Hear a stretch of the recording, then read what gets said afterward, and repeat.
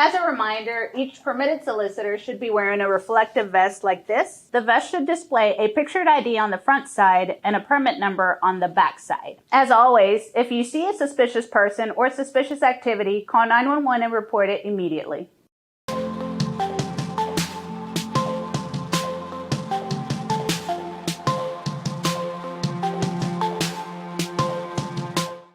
My name is Talia Lopez. I'm the crime victim advocate for Duncanville Police Department. Crime victim advocate, what we do is that we help and support victims of violent crimes with education, information, and further resources. I work with a lot of domestic violence victims and their families. I provide support as well as resources. That includes the Women's Shelter, Genesis Women's Shelter, the Family Place, that's shelter for men, women, and children.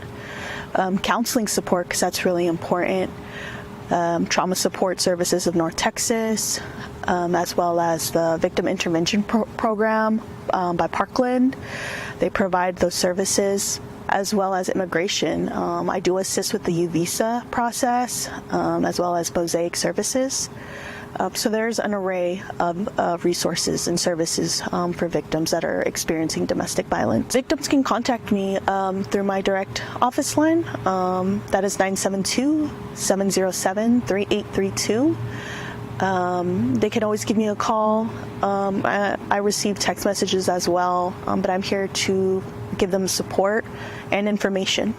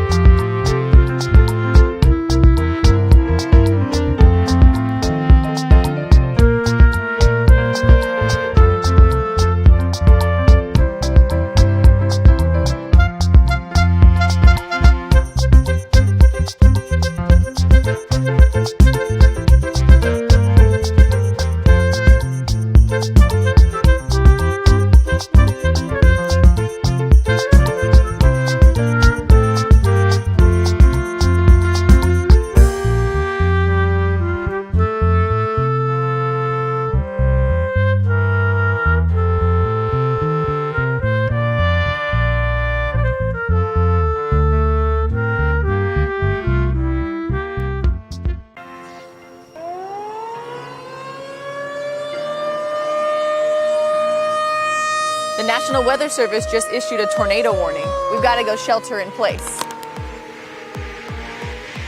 When sheltering in place, whether at home, at work, or in public, you always want to shelter inside. Never shelter outdoors. When sheltering in place, there might be an area with a sign that says shelter area. That means that this area is safe for you to shelter from a tornado. Shelter in a room that is most interior to the building, meaning that there are no windows in the room and none of the walls touch the outside. Once you're in this room, you want to stay here until the tornado threat has passed completely. In order to be extra safe once in your shelter room, the best thing to do is to get low to the ground. So crouch down on the floor. If you're in the bathroom, the best thing to do is get in the bathtub. Once you're crouched down on the floor, you want to be sure to protect your head. So cover it with your arms. If you brought a pillow with you, if you brought a helmet with you, keep your head protected. You also want to have your cell phone with you so that you can keep track on the radar or through emergency alert so that you're sure once the threat has passed.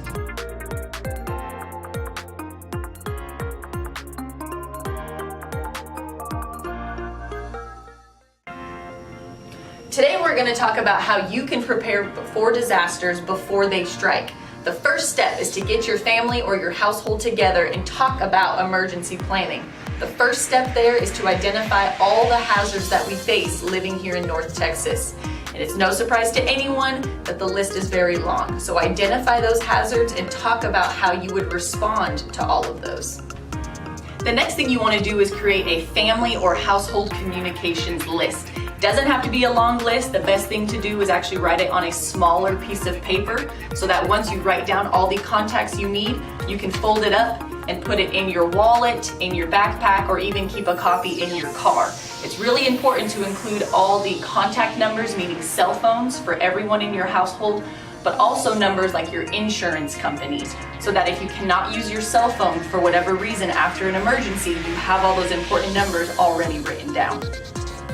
The third thing you want to do with your family before a disaster is to build a family emergency kit.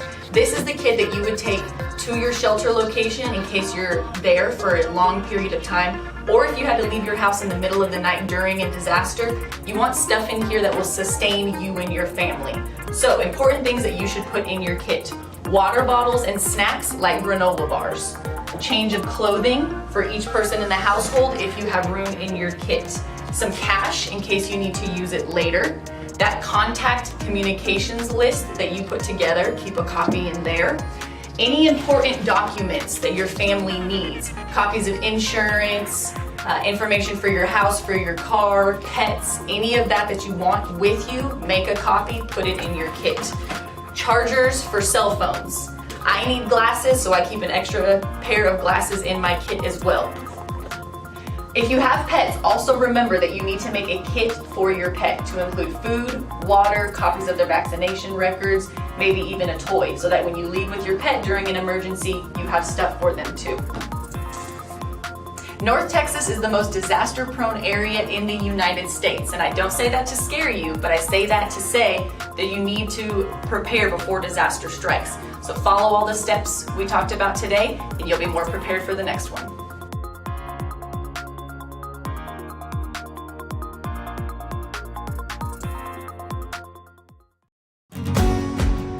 You don't have to go to the edges of DFW to find new business opportunities. There's a city in the heart of Dallas-Fort Worth where hometown meets urban access, and it's waiting for you. Duncanville, the city of champions, is open for business. We have a strong and powerful economic engine, and we've assembled a superb team to give new businesses the environment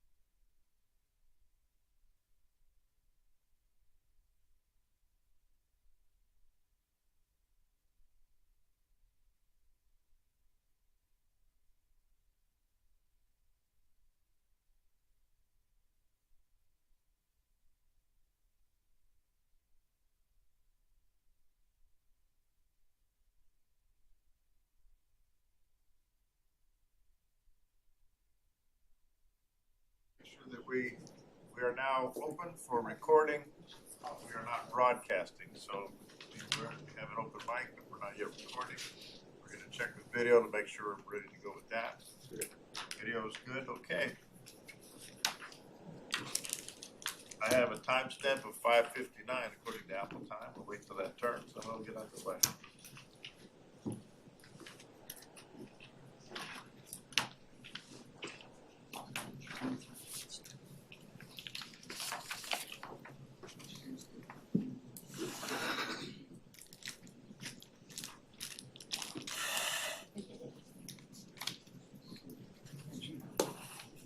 All right. We are good tech. We are both audio and video. We are streaming and we are now recording.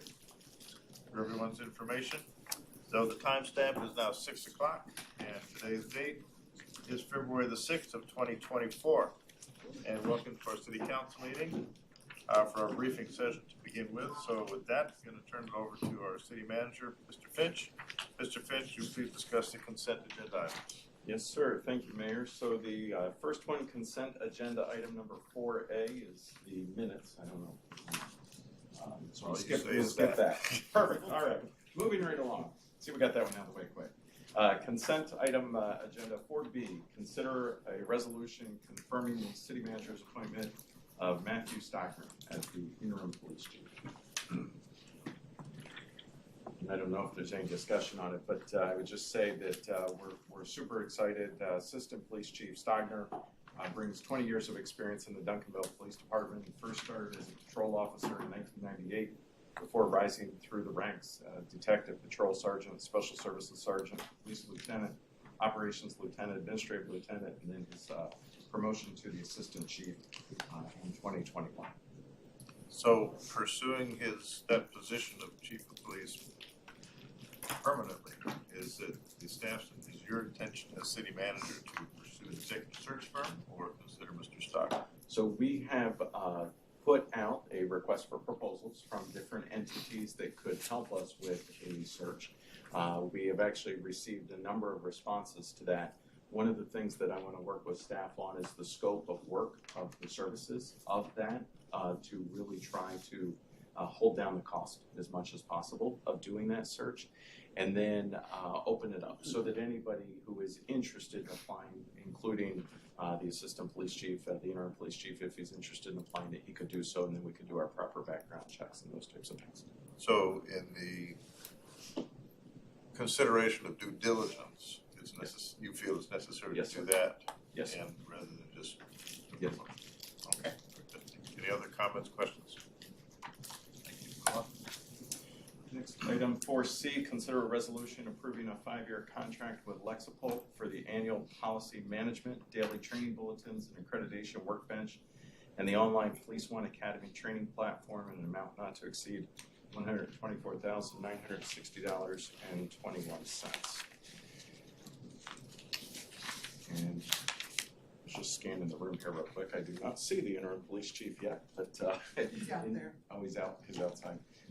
In terms of answering any questions on this Lexipol contract, he is, or maybe assistant city manager. There he is. I apologize. Any questions of Chief Stockner, Mr. Contreras? We have I think it's Exhibit A. You don't have it in front of you, but it is a listing of description of the different expenditures equaling the $21,406. Annual law enforcement policy and DTV subscription, annual law enforcement supplemental manuals, and so on. It's unfair to ask you the question, but I kind of wanted to know what these are because they're repeated over the 5-year period. So what Lexipol does, and the good thing about having Lexipol is they look at these things through best practices. They have legal experts that check our policies through best practices to ensure that they're in compliant. They're also working to become compliant with TPCA, who we're accredited with. So a lot of that is just ensuring it's checks and balances, essentially, that our policies are within the best practices that they look at and what we look through. Thank you. Absolutely. Yes, Mr. McBurnett. And so how long has Duncanville been doing business with Lexipol? So we started last year. We actually requested year one be funded through ARPA. So that was our implementation with our policies. So it's a long, arduous process. We have a lieutenant who is in charge of this, and she meets with our representative with Lexipol weekly to ensure that our policies, that we're reviewing them, obviously, our subject matter experts in the station are reviewing them. And then they go through a process, as I said, with best practices to ensure that they go through the correct process. So to answer your question, we started last year. Now, Lexipol is owned by Praetorian. And Praetorian is a parent company for several other other software items that we use, which includes the Police One Academy. And what Police One Academy does is it allows us as administration or the lieutenant, whoever, to assign specific training to our officers, to all personnel for that matter. It also allows us to effectively, efficiently, and cost effectively to do our annual racial profiling training that we're required to statutorily. So Praetorian owns both of those. So we're essentially putting them both together into one contract instead of having two separate. And you consider, police department and city manager consider it more efficient to do a 5-year contract, even though the amounts are $20,000 roughly per year. It makes us more efficient in the long run to be able to execute that in 5 years, but we can still go year by year. I understand the contract is. Yes, sir. So Elton worked on the contract with us. Since we're putting so much time and effort into this, it would be a waste of time and inefficient for us to do this only for a year, and then next year we'll have to look at something else to do. So yes, sir, that's the reason why we did the 5 years. So unless something goes south, council won't see this again for 5 years. That's correct. Yes, sir. Great. Okay. Thank you. And the city has a 30-day out clause in every contract. Right, that's what I'm saying. Yeah, we can, the escape clause is in there, so if we need it, we can do it. Yes, sir. Okay. Okay, Mr. Spence, or any other questions? Yes. Okay. Next item 4D, consider a resolution approving a 5-year contract with Flock Incorporated for the maintenance and monitoring of an automated license plate recognition cameras in an amount not to exceed $75,000. Interim Police Chief Stagner is here to help answer any questions. Yes, sir. I did note in the comments or in the narrative that, how do I phrase it, serious incidents have been included or assisted in the capture of the perpetrators as a result of Flock. Yes, sir. And it continues to be it's a force multiplier for us. It allows us to dig into a network that's nationwide. Okay, thank you. Next item 4E, consider a resolution awarding a bid and authorizing a cooperative purchasing agreement with RDO Equipment for the purchase of a John Deere backhoe through Sourcewell in the expenditure amount $147,220. Interim Public Works Director Colton is here to help answer any questions. The only question I had on this one, we've got this dinosaur of a 2005 case sitting back there at almost 4,200 hours. I guess it goes to Mr. Brock or Jack Colton about how do we dispose? We're going to put this up for auction? Are we going to sell it for scrap, sir. or what's the purpose? It will be auctioned off. Yes. Any idea how much you can get for this thing? Asa. $1.50, maybe. This particular unit, I think, has some engine problems. Yeah, it's got engine Yeah. problems. We're pushing 4,200 hours on it. I don't know the status, but as long as if it runs, you can get something for it. Okay. But if it's not running, it's just junk. Okay. Well, even the ones that don't run, we found people purchase them and take them to Mexico. Right. Use it for parts out, part about, yeah. Probably less than 20, less than 15. 1,000? Yeah. Yeah. Yeah. Oh, yeah. I mean, Okay. All right. All right, next item 4F, consider resolution authorizing a final contract renewal with Microsystems being sole source procurement for the continuation of repairs and maintenance of the existing SCADA system for the water and wastewater system in an amount not to exceed $30,000. And Interim Public Works Director Colton is here to help answer questions. But we as a council have been briefed multiple times on SCADA and its necessity. I think we've had it even before our strategic or our workshop back in November.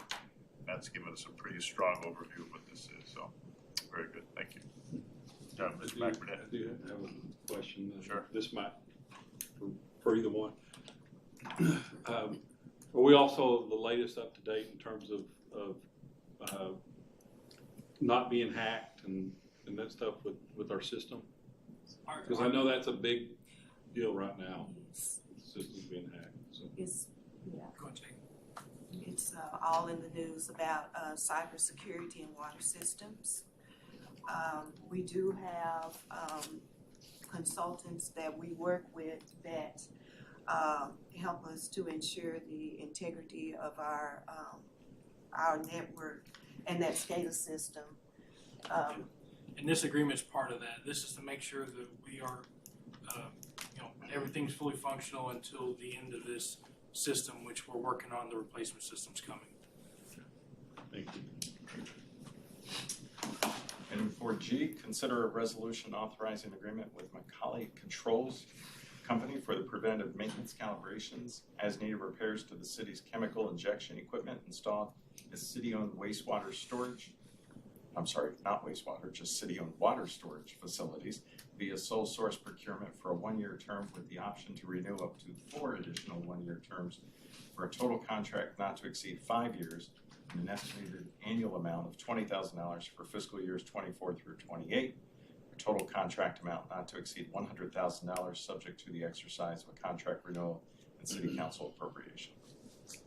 And Interim Public Works Director Colton is here again for this one. On this one, just for information, we were provided this memo. So you have to go deep down into the package to find this particular paragraph. And all it changes is that in the paragraph it said SCADA, when in actuality it's supposed to say Macaulay Controls Company. That's the only edit change that I found in the justification paragraph for all of this. Am I correct in that, Macaulay? That is correct. A typo in terms of Yes, reference. sir. And we have updated that memo actually. Right, okay. Yes. Thank you. Yeah. I want to express my appreciation for having the memo included in the packet. Any additional information I always welcome, so thank you for providing that. Thank you. And I want to tack on to Mr. McBurnett's comment. These two items, microsystems and Macaulay, to me, are extremely important when we talk about cyber infiltration, cyber security. I mentioned it in a particular city council meeting some weeks in the past that our water systems are considered one of the most vulnerable terrorist attack points. And so whatever we can do to harden our systems with whatever systems we can do with whatever software and through our IT department, what Ms. Spencer is doing, the harder and the most vulnerable we can get. Gwen's back there assenting to this. We know and are aware. I'm glad that we as a city are aware of the potential for cyber infiltration because it is extreme. I mean, EPA and all the way up into the White House, we are being warned almost daily of potential hits to our water systems because where can terrorists hit us most hard? It's going to be in our water systems. Anything happens to our water system in terms of its penetration, its filtration systems, keeping the bacteria out, this is very, very important. So thanks to Matt and what you're doing to keep on top of this. I appreciate it. Any other comments on this item?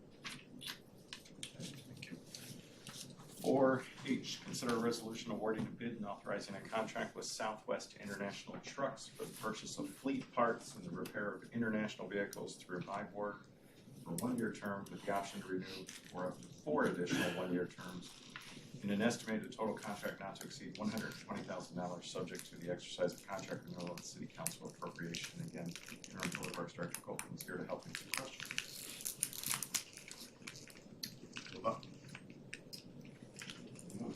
4I, consider a resolution awarding a bid and authorizing a contract with Mechanic Ford for the purchase of fleet parts and Ford vehicle repair services through Sourcewell contract. Can we tie I and J together? It's basically, these are parts contracts. We kind of need these guys. Everybody consent to just. You can't mix Ford and Chevy. I don't even recognize a Ford. But in terms of time, for Mr. Finch to, excuse me, to read these, these are necessary buy boards for parts. If everybody's agreeable, we can put I and J and say we've got them. Is that okay? Sure. Okay. Okay, thank you. Okay, so you can skip to K. Okay, consider a resolution awarding a bid and authorizing a contract with Associated Supply for the purchase of equipment parts and the repair of case equipment through buy board for 1-year term with an option to renew 4 additional terms. Just gonna say an estimated amount not to exceed $275,000, subject to contract renewal and city council appropriation. Okay. Same. Thank you. Oh, Mayor, yeah, I'd like to make, I would like to make one comment. I do appreciate seeing that we are reinvesting back into our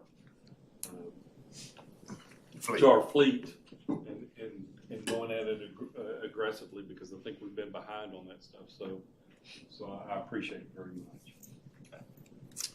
Okay, the next item, 4L, consider a resolution awarding a bid Softwood Drive sanitary sewer aerial crossing construction project to Texas Standard Construction through the city's competitive bid process with a contract amount of $1.3,039,121.10, an additional appropriation of $133,912.11 as a project contingency for a total not to exceed $1,473,033.21. Interim Public Works Director Colton is here. I would also add that we included a note in the staff report.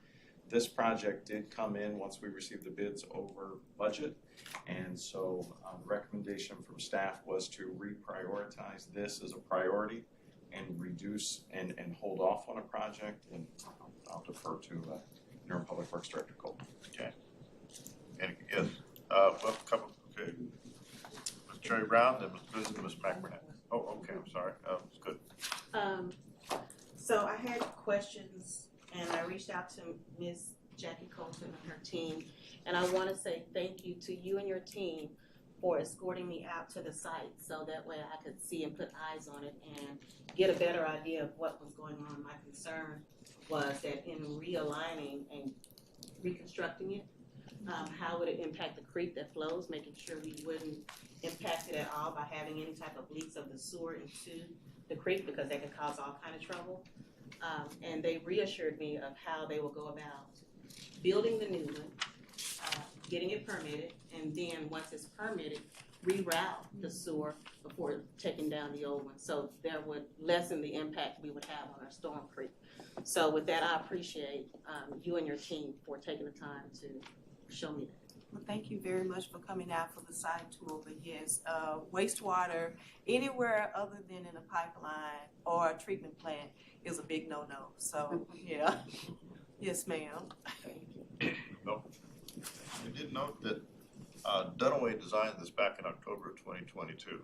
So the design that Dunaway did is now being executed by this contract in terms of softwood actually doing what Dunaway designed. The 339 linear feet and so on, so on, so on. So everything's in compliance with what we paid Dunaway to design. Yes, sir. Okay, thank you. Next item, 4M, consider a resolution authorizing a professional services agreement with Freese & Nichols for stormwater management program consulting services for a 1-year term in amount not to exceed $15,540. This is for our MS4 report. Again, Interim Public Works Director Colton is here to help answer any questions. I was wondering why this is coming to us, because it's under $50,000. It's the cumulative total that we have paid to Freese & Nichols for the services over a number of years, being over $50,000. Okay. Miss Jackie. So it's just more. Yeah, that's yeah. So, go ahead, Ms. Blizzard. thank you, Mayor.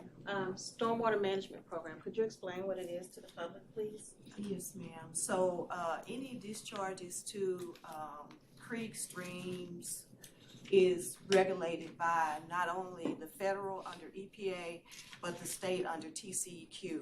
So as a part of that process, and let me explain that here in Duncanville, we have a separate stormwater sewer system, meaning that the wastewater and the stormwater are not conveyed within the same pipeline. So there is a permit, municipal stormwater system permit that the city of Duncanville falls under is a small MS4 permit. Based upon our population, that's the reason why, you know, we have a small MS4 permit. So it dictates steps that we need to take to protect, you know, the receiving streams in our areas. We have developed a stormwater management plan, which includes best management practices related to protecting the streams. So we've got some 15 best management practices, from everything from making sure that our staff is educated on the proper way to dispose of, you know, oil or any, you know, harmful chemicals, to educating the public about not putting the fertilizer down the storm drain and oil down the storm drain. So in order to comply with our permit, we've entertained or brought on board Freezer Nichols since the inception of our involvement in the MS4 world. Yes, ma'am. So the permit, is it a 5-year permit? Yes, it's a 5-year permit on a calendar year basis, and we're required to report on our activities for the previous calendar year within 90 days of the end of the calendar year. And we're paying Freezer Nichols annually, and so therefore that's where the cumulative come from. Yes, we'll ma'am. push it over the 15,000, and we'll push it over the 50,000 threshold. Therefore, it's the reason why it's coming to council. Yes, ma'am. And another thing that they do for us is when TCEQ sets the standards for the permit, they help us to kind of tailor our program to make sure that we're in compliance. I'm sorry to interrupt. Can you explain to the public what TCEQ is? Oh, okay. Yes. TCEQ is the Texas Commission on Environmental Quality. They regulate most of the environmental activities here within Texas. So basically what happens is at the Fed level, they set the regulations. And then, and that's EP, the Environmental Protection Agency. And then the Environmental Protection Agency delegates certain regulatory activities to the state. Here is the TCEQ as far as the stormwater is concerned. Thank you. And one other question. So I noticed that in the packet, we're in the final year of reporting for this current permit. Yes, ma'am. Will we be renewing our MS4 permit, and then would that need to come to council as well in the future? Yes, ma'am. We're renewing the permit, and let me tell you something about that. So, and I know, you know, I'm in your world. Yes, you are. Yes. And so we were actually issued the permit covering the period of 19 to 23. We were actually issued that permit last month. We applied way back when, but yes. But the TCEQ is way behind, you know, on reviewing and issuing these permits. So we have been told that the new small MS4 permit will be issued in August. Yes, so we're continuing on the old permit, you know, until such time as TCEQ issues a new permit. So they're, you know, behind. Okay, so we can expect to see this again. Yes, ma'am. Okay, thank you. Thank you so much. 4N, consider a resolution authorizing execution of change order number 1, the amount of $5,962. For the contract, I'll skip the number, for the additional construction services to complete improvements in Armstrong Park project for a total contract amount of $704,541.76. Director Stevenson is here to help answer questions. One minor question on this one. Reading it over, it says that the towers are going to be installed by the client. Who's the client? The city, our city staff. Oh, that's us. Yes. I wasn't sure if it was Leathers or it's us. Yes. Okay, Where those towers that sounds good. That's right. Where the towers will be placed, the construction is not complete yet, so we don't want to install the tower until that construction is complete. So we don't want to damage the towers during construction. I just wasn't sure who the client was. Yeah, that's us. That's us. Oh. 4O, consider resolution authorizing execution of change order number 1, amount of $12,733.05, and change order number 2, an amount of $19,747.75 for Craftsman contract for additional construction services to complete improvements in Armstrong Park project for a total contract amount $2,144,613.80. I'm going to make a statement for clarification and understanding. I read what we have. Change order number 1 was authorized in the amount of $12,733. So now coming to us with change order number 1 and change order number 2. Change order number 1 is actually a ratification, and change order number 2 is an authorization. If I read what's happened in change order number 1, do I understand that correctly, City Attorney? Or Yes. Yes. Okay.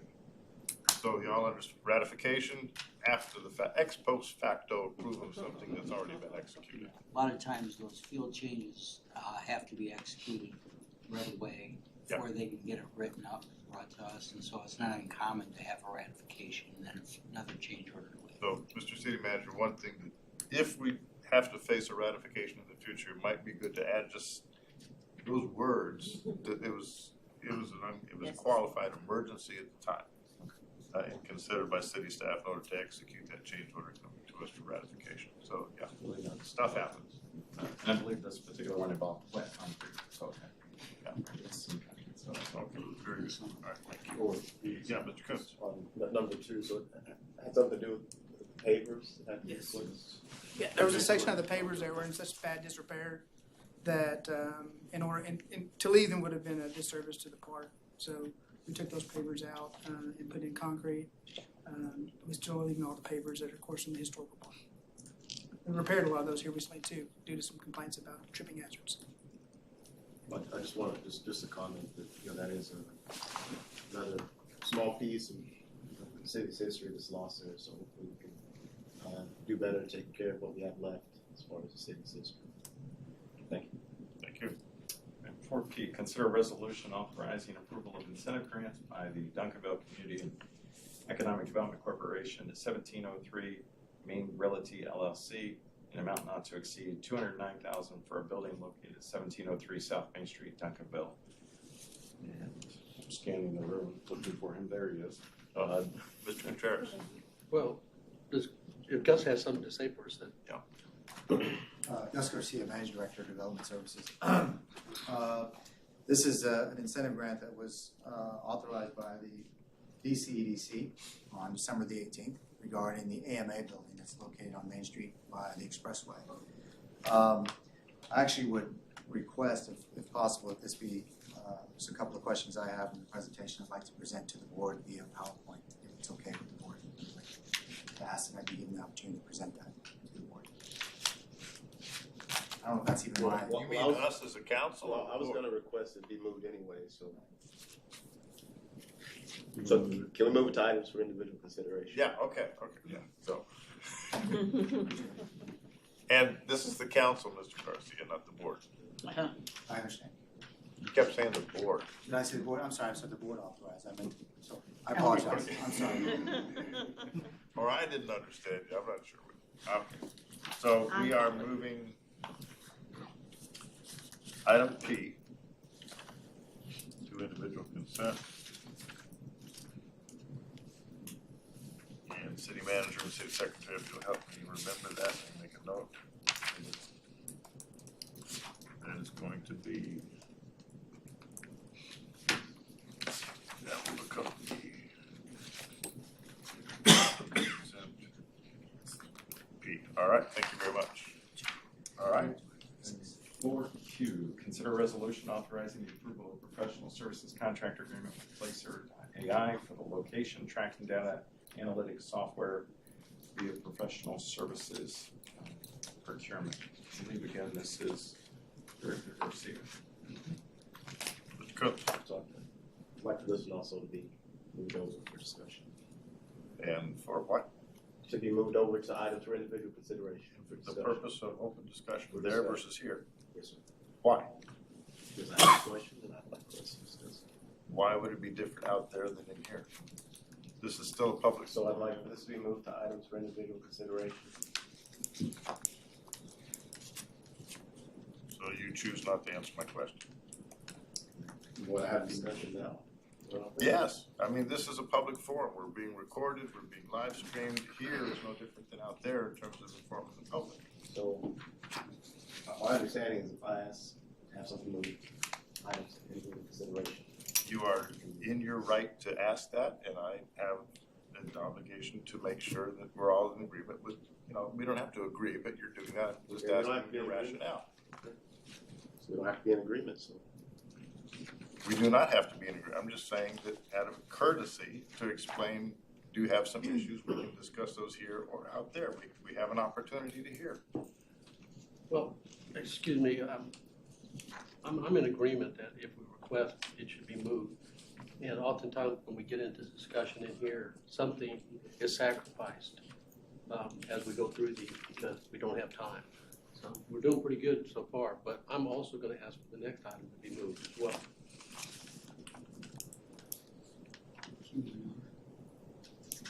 So we can move Q and R, individual consideration, no discussion here whatsoever. Item Q becomes item E. Item R becomes item F.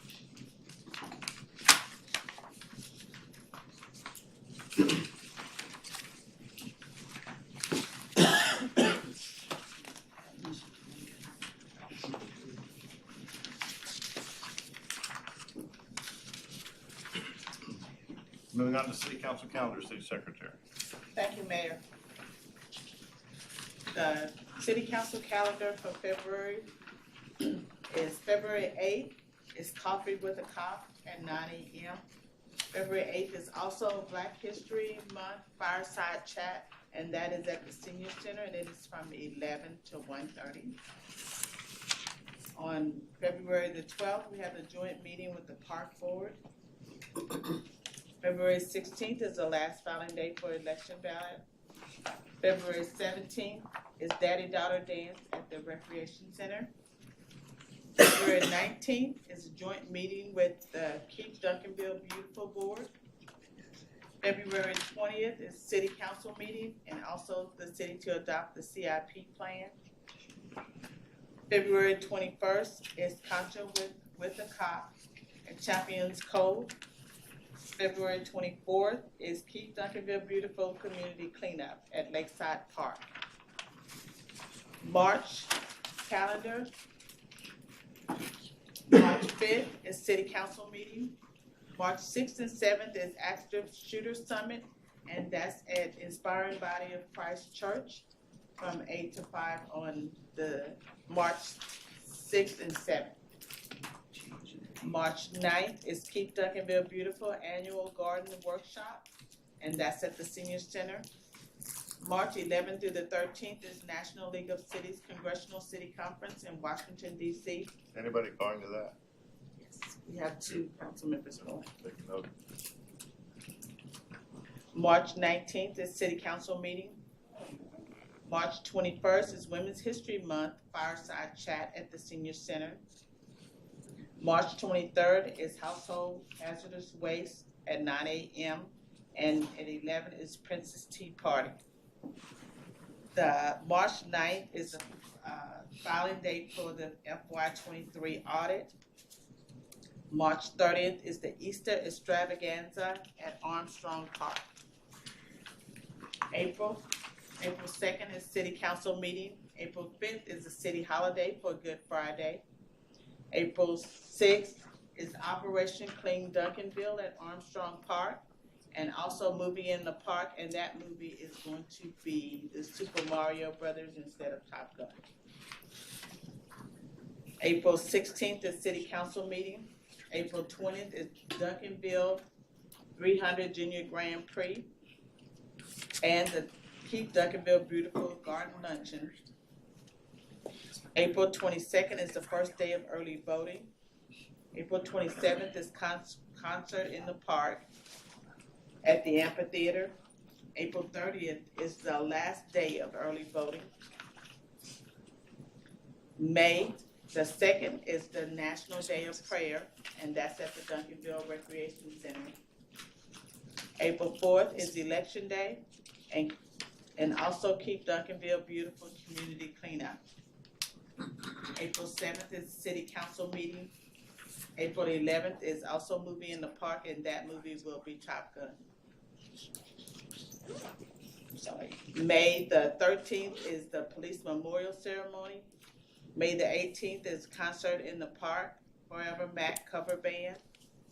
April 19th to the 21st is International Council of Shopping Centers Conference in Las Vegas.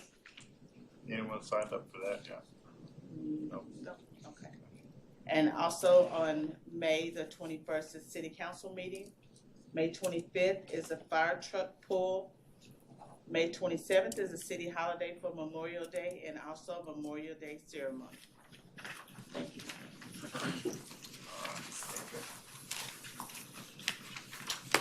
Item number 3 is briefing of presentations, and item number A is Texas Solar and Power Switch. It's all right. I'll come up to this side so y'all can see me. Is that all right? That's all right. Mr. Mayor, Mr. City Manager, distinguished council members, thank you for having me. My name is Fred Wu. I'm with iChooser. We're a private company that focuses on residential group purchasing programs. We'd like to talk to y'all about 2 residential group purchasing programs that we can make available to Duncanville residents. But in order to do so, we'd love your support from the city to make sure your residents know about it and can participate in these programs. If you don't mind advancing the slides. Oh, thank you. Perfect. You just got it. So try to tell you guys a little bit about the group buying programs and how we set them up. This is what our company has done for over 15 years now. We'll tell you a little bit about what Texas Power Switch is. That's for energy rates and plans for everybody who has that option to select their retail electric provider. I'll also tell you about Solar Switch. That is for rooftop solar for homeowners who are interested in going solar at their home. Tell you a little bit about what we do, what we ask cities and other partners that we work with to do, and then have a few slides to tell you about the company if y'all are interested. A little bit about the benefits we think this can bring to your residents, and this goes for both Power Switch as well as Solar Switch. We think that whichever of those products, in a lot of cases in other products as well, by coming together, they can get a better price. It's about scale and bulk purchasing. We try to really set up a hassle-free process for folks to find out information about their purchasing decision. There's no obligation to proceed or to do anything through the program, but it's a great way for them to find out, hey, how much do I think I could save if I switched energy providers or if I installed solar at my house. One of the things that our company does on a professional basis is we vet the service providers. So whether it's the retail electric providers offering to provide an electric plan to you, or a solar installation company who's willing to work on your roof, we're going to vet all those companies to make sure that they're qualified, credible, and they're going to take care of the customers. We provide customer service for all stages. So we've had customer service based in Houston for a long time. We actually just moved it to Central America. Same time zone, great service, bilingual, but we'll help customers if they have questions about the rate plan that's offered or their solar installer that's assigned to them, etc. And local government support. I already mentioned this, but we really only work on this program and bring it to residents and communities where we have the local government support. So iChooser is actually based overseas in the Netherlands. We work in 5 different country markets, including the US, on these types of programs. And currently we work with over 100 local governments across the world. The consumer journey is really pretty straightforward in terms of both products. So I think there's 2 different programs I'm talking to you about tonight, but the process is fairly similar in terms of what we try to offer to consumers or residents. So we put up a registration website. It's an easy place for you to sign up and say you're interested in switching your energy plan and or installing solar. It's free. It just takes a few minutes. There's no obligation. Out of that, we actually collect information about your potential switch or your home energy, your home solar installation, and we'll provide you a personal recommendation. And so at the very least, by signing up for the program, your residents would find out, hey, we think you could save $300 per year by switching to this energy provider, or your electric bills could go down to not 0, but maybe a lot lower than what they are now over the course of the next 20 plus years of producing solar energy. We give folks some time to decide. It's not a forever offer, but we'll have those service providers maintain that deal for approximately 6 weeks. That's in both programs. Residents will have about 6 weeks to decide, hey, do I want to switch? Am I interested in talking to a solar company about going solar? If they do decide they want to take the next step, that's when we move them into what we would call the fulfillment stage. We're really on the back end working with the service providers to make sure they're handling all the customers. I think the next couple slides, I have 2 slides each, I think, on the energy switching program and the solar program. So we'll try to tell you what the offers look like. So for Texas Power Switch, really the offer to residents is a fixed rate. It's always fixed rate, 100% renewable energy electric plan. At the moment, we're offering typically 12 and 36-month plans. So what we do is we go out and aggregate a bunch of residents who are interested in switching in Texas. We go out to the retail electric provider market. We qualify them. They can only bid for those customers if they meet certain experience and service level ratings. But if they do meet those ratings, they get to bid for the right to serve and offer those customers. So typically, based on that auction process and the bulk purchasing power, we're able to deliver very nice savings. So typically 20% lower rates if you go with the Texas Power Switch rate plan versus what you would see on the market on your own at like a Power to Choose website. I think most of y'all are very familiar with this. We say average savings depends on the auction. So like, the market's going up and down, but every time we auction, we expect to get a lower rate than market. And, the average savings per year, that's typically what we promote to your residents. So out of this current auction, we might say, hey, we think you could save on average $300 to $400 a year if you switched. But of course, it's up to each individual resident to decide and see if that really is going to save them money. We'll support them through like a very close analysis of their bills if they'd like.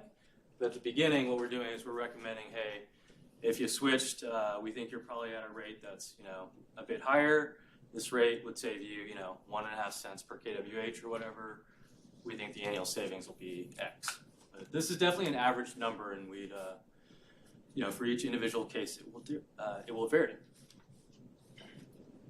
Some of who we're working with in Texas Power Switch. So we've actually been working on Texas Power Switch in the state for we're on our 20th program period. So we usually do 3 auctions a year. And so if we're on our 20th/21, we've been doing this for about 6 or 7 years now. You can see some of the municipal governments we're partnered with already in the state. Up here in the Metroplex, Lancaster, Mansfield, I see. Waco's not too far.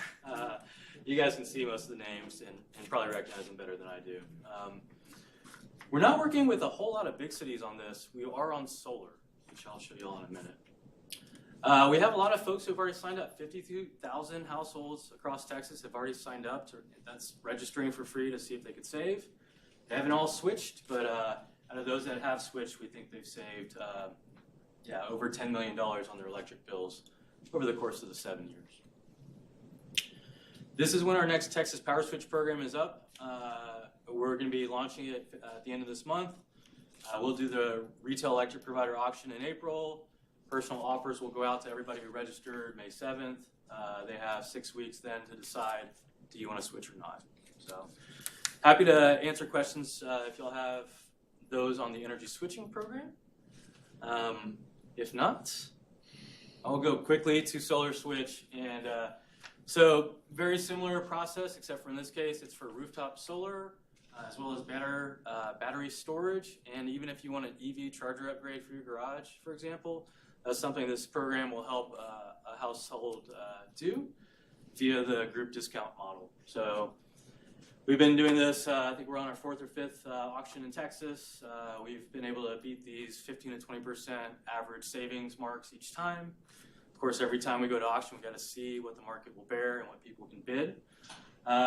In part with this, because this is hardware on your roof that's supposed to stay and last for 20 to 30 years, we do a lot of vetting on the hardware. So we're looking at panels, inverters, the batteries if you're interested in that, and we're looking at workmanship and customer service levels. So same as with the other product, what we do is we vet like a minimum quality package that we think all consumers could benefit from. And then we basically get the service providers to bid the best price they can to not service one customer, but multiple. Okay. Experienced licensed local contractors. I think in the Texas programs that we've run so far, we've awarded 2 to 3 installers each time. I can tell you all the names of them. I think they've been around for quite a bit and definitely local Texas companies. I'll go ahead and skip over this one so we can get to a couple examples of what the marketing and promotion looks like for this. So I'll show you all a couple examples from the city of Corinth of how we really promote and educate residents about the program. One of the main ways we get folks to register for the program is by sending out a direct mail letter. And so this is something the program offers to pay for if we can get the local government support. In this example with Corinth, we were able to send out, X thousands of letters, and with their logo and support of the letter, we get lots of residents to open it up and look at it, and then ideally sign up for the program. We're getting, like 1% to 2% of folks that get the letter will end up registering for our program, which is a pretty cost-effective conversion rate for us. So that's why we want to partner with more local governments.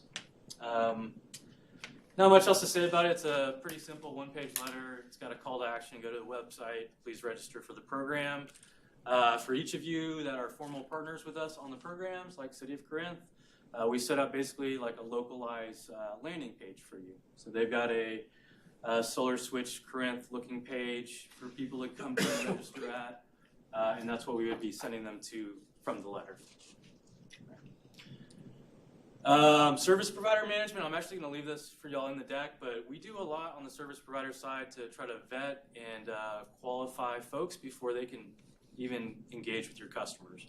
So since we do this with the city of Tokyo and the city of Amsterdam and places like that, we're in this for multiple years, and we're about delivering quality results that are going to last. So that for us is about finding the right service providers to work with your homeowners. So a couple online examples of how we promote the program. This is the registration site that I described. This is for Solar Switch. There'd be a similar version for Texas Power Switch. Different picture and different logos, etc. But this is something we can customize for y'all if you do decide to participate. We like to have a city splash page as possible. So this is Corinth Solar Switch on their .gov page. We create a whole toolkit of social media posts, newsletter blurbs, etc. So there's an example for you. And next solar program is going to launch here. It's launching right now. We're going to come up to the auction by March, and we'd love to see if y'all would be interested in supporting the program by that point. All right. I think with that, I'm getting some signs and some orchestra music, so I will leave it on this, which is on the local government side. We need your kind of buy-in to support the program and promote it, communicate it to your residents. It doesn't cost anything, but we do have an MOU set up, and I think y'all can review if y'all are going to take action at a future meeting. Yeah, thank you. The Mayor Manager has concern that support, I think, is a euphemism for endorsement. Okay. And you might be answering my question. I'm not willing to move on anything where our city is going to support a contractor where there's got to be multiple individuals in this business. And for us to say we're going to endorse iChooser versus how many multiple others are there out there in this environment, I would suggest any more looking at this be done introspectively by Mr. Brock and by Public Service or who else. Because personally, I'm not willing to put my name on an endorsement on this because to me, it's dangerous in terms of, I don't know how those other cities did, and I really don't care.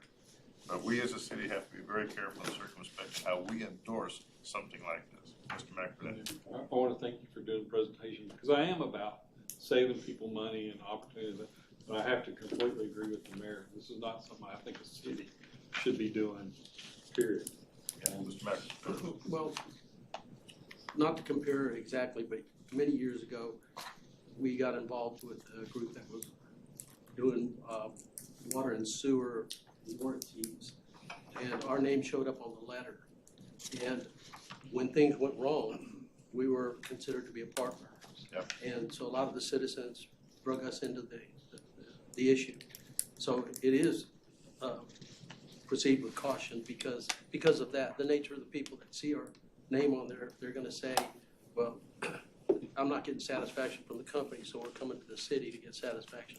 That can be a problem. And even if we were to look at all the others in this business and put our name on it, it still puts us in a position of potential liability. I have deep concern over even thinking about this kind of thing. So, Mr. Liu, thank you very much for your time. Thank you. Coming in. We are running 10 minutes before we have to get out there, looking at rules of procedures for item number B. My suggestion is that we table this once again. For my information, there appears to be only one individual on council who chose to give any input on changes to the rules of procedure. You've just been provided those late today. I don't think you've had ample time to review those and consider those.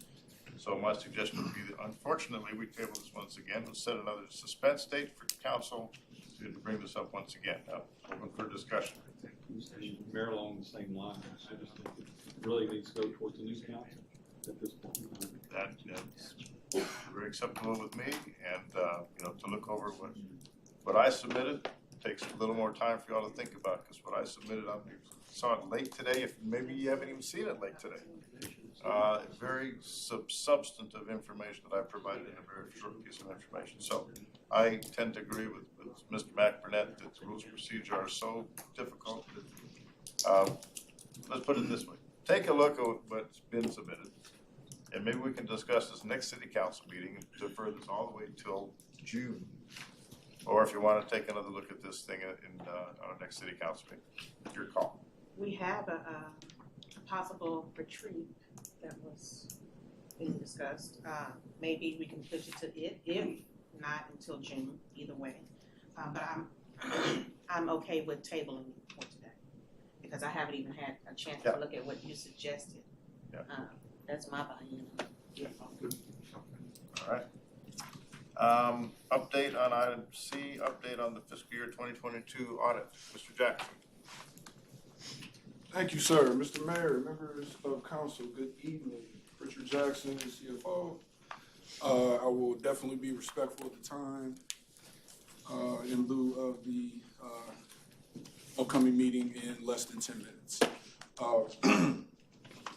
First of all, I'm covering you with a smile on my face, and it's not to cover up any tears. We are continuing to move forward with respect to the audit. Just yesterday, we actually received our first draft copy of actual financial statements from our auditing firm, McConnell Jones.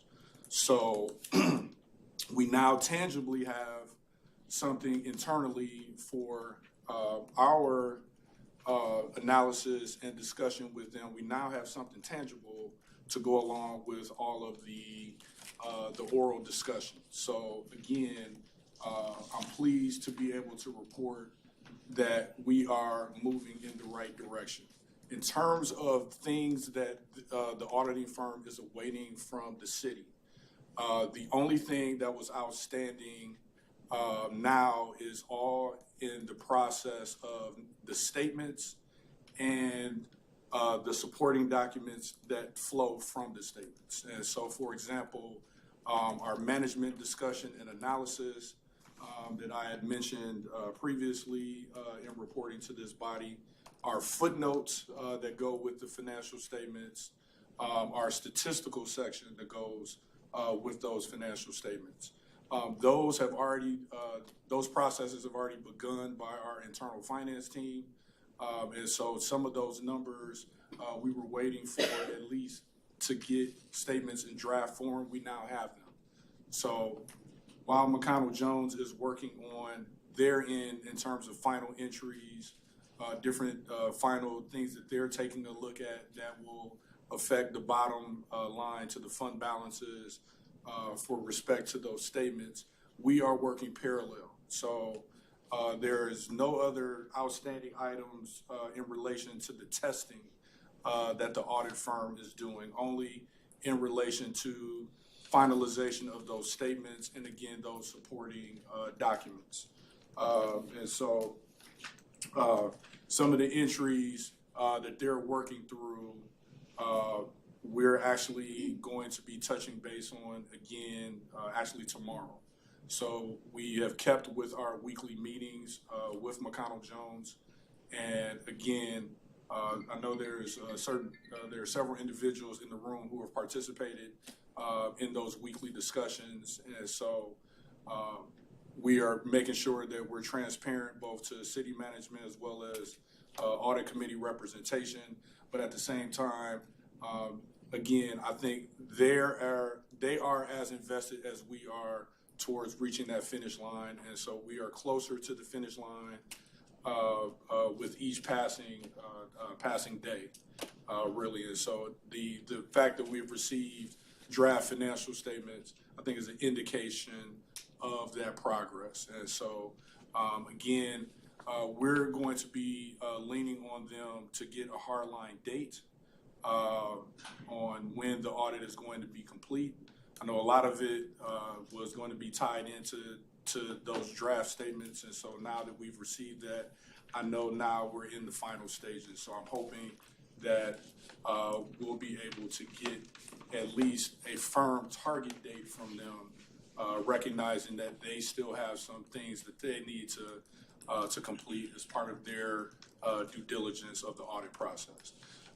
So with that, if there are any questions you have, I will definitely entertain them at this time. Thank you for the opportunity. Thank you, Mr. Jackson, for a bright light.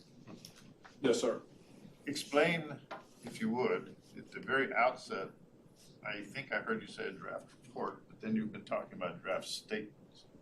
So is for this, not as involved in this deep kind of stuff, does the draft report contain draft statements, or all you have received are draft statements, or have you received a draft report and draft statements? Great question. So in terms of the overall report, Mr. Mayor, the financial statements are what we have received. However, there are different components of what the full report will be. Okay. One is the MD&A, which is the management discussion and analysis. That is worked on by the city. So in this case, our finance team. A lot of the numbers that go into what is presented in that section of the report come from the financial statement. So they recognize that we could not submit a draft of that to them to be compiled into the report until we had received numbers So you don't have from a draft them. report in hand, all you have is draft statements. It's draft statements. And so the That other obviates my components. next question in terms of they haven't said if there's any material findings yet. No, we have not, and so that will come up as part of the exit meeting once the report is complete. And so the financial statements certainly are a large portion of the overall financial report that will be done at the end. And so that was really a big caveat that we were waiting on, is saying, okay, hey, we can't complete certain areas of the footnotes because they're referencing numbers and we have not received the financial statements yet. So now we have, and so we'll be working parallel. So at the same time that they're finalizing the financial statements to go from draft statements to final statements, on the city side, we will be working on the footnotes, the statistical section, and the management discussion and analysis to all be combined into the presentation of the report, if that makes sense. Comments? Just, they're doing a good job right now, and it is coming together, like you said. And just, I mean, you are meeting weekly with them as well, and the city manager's involved with that. So it's coming together. Very good. Okay, glad to hear that. Thank you, sir. Thank you. Thank you. Okay, we're a couple minutes before 7, which does not allow us to have any time for executive session, which means, as we normally do, when you see that happening, we'll move executive session to the end of our city council meeting and going out there as soon as possible. I appreciate your taking a quick break if you need it. We'll meet out there as soon as we can.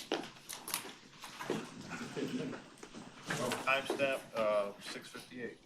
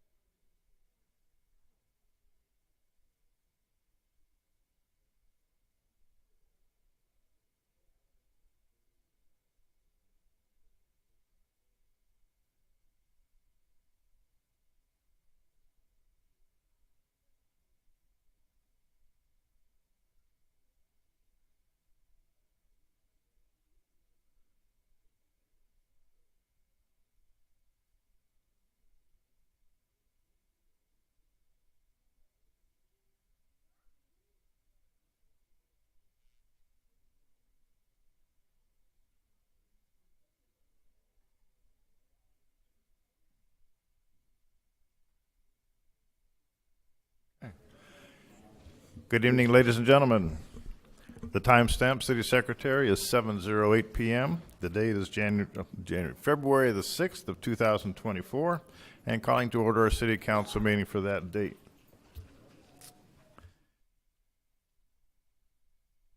First item on our agenda is to have the invocation. The invocation is to be given by Chaplain Moise Ruiz. He is the chaplain of our Duncanville Police Department. Please rise.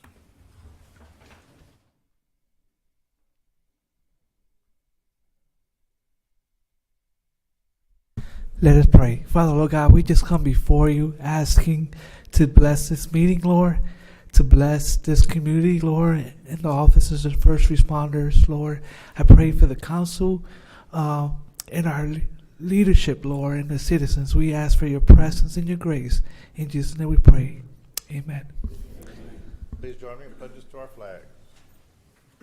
I pledge allegiance to the flag of the United States of America and to the republic for which it stands, one nation, under God, indivisible, with liberty and justice for all. Honor the Texas flag. I pledge allegiance to thee, Texas, one state, under God, one, indivisible. Thank you. Please be seated.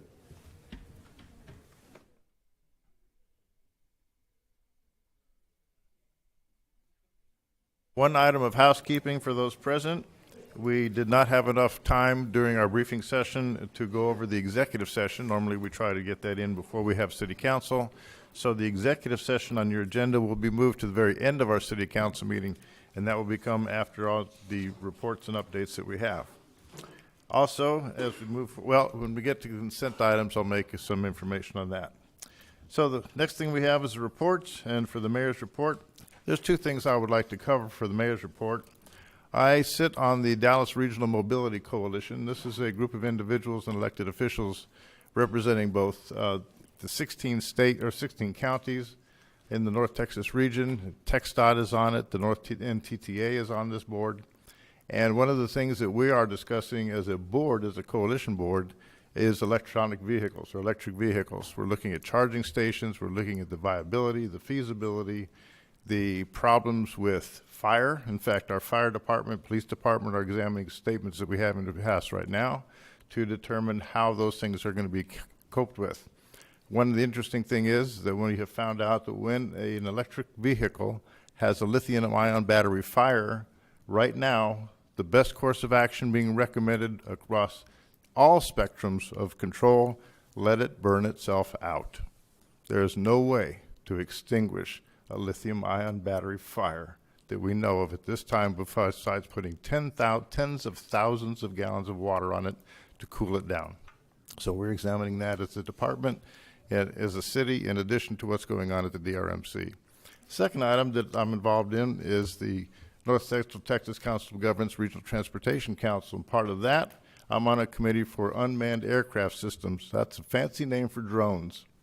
And what we are looking at is the delivery systems. There is a company that has been signed on with the COG and the RTC that is delivering packages from Walmart in Frisco and Louisville. I take a look at that and say, what's the matter with us in Southern Dallas County? So I have an initiative working right now with called Wing Systems, and Air Systems or Air Link Systems are looking at why we are not being included in Southern Dallas County for delivery systems by drones. Just want to give you an update on that. We have that in ongoing discussions and some phone calls coming up. So with that, turn it over to council members' reports. Councilmember Gooden.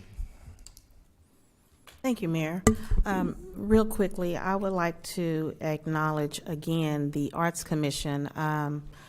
They had a meeting last month, and I won't go into detail about what all they have planned. I will say that they have a lot to look forward to. I support the Arts Commission not only because they recognize the arts, but I feel it is a way that they utilize to bring all cultures, all backgrounds, all people together here in our city. And I know that's what we're all working towards. And the beautiful thing about Duncanville is that we are rich in culture and rich in diversity, and we all find a way to come together, especially in the arts. And they do it in such a fine way and host events and have things for us to attend. And so just keep an eye out for the things that they plan on doing, because it's a lot of good work that they're putting in. And I would just like to recognize them for the hard work and all their efforts. Thank you. Thank you. Councilmember Coons. Thank you, Mayor. Recently, there was a citizen in my district, District 3, that came to me, was concerned about a violation that she'd received, notice of a violation for parking on an unimproved surface. And long story short, she did some research into the code, and she had some conversations with a couple of our code enforcement officers and then the code enforcement neighborhood services department.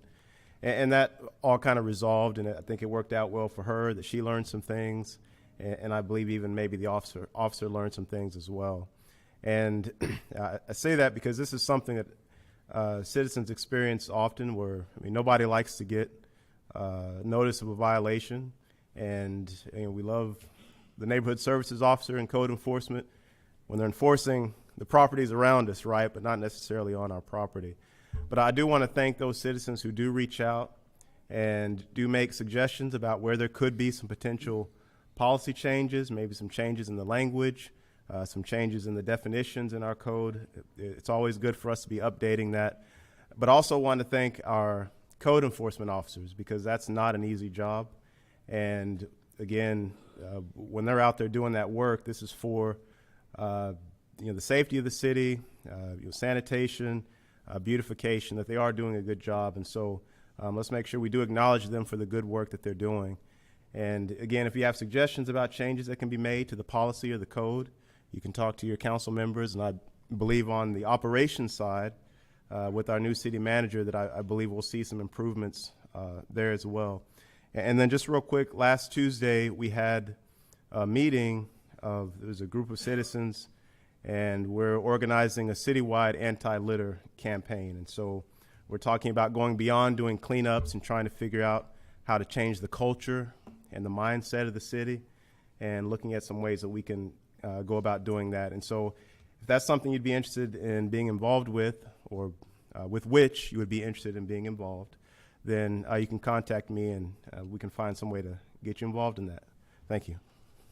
Thank you, Mr. Kuntz. Any others I don't see? Oh, moving on to, yes, Mr. McBurnett, sir. Thank you, Mayor. Just a few things. One, City Secretary, we're glad you're back. Sorry for your loss in that line. Two, there's a District 2 neighborhood meeting tomorrow night at Senior Citizen Center at 6 p.m. Those in District 2, please feel free to come. Third thing, Duncanville Community Theater has a wonderful play on, good laughs. You might even hear a familiar voice, you think, with that. But it's a very good play. It goes Thursday, Friday, and Saturday this week.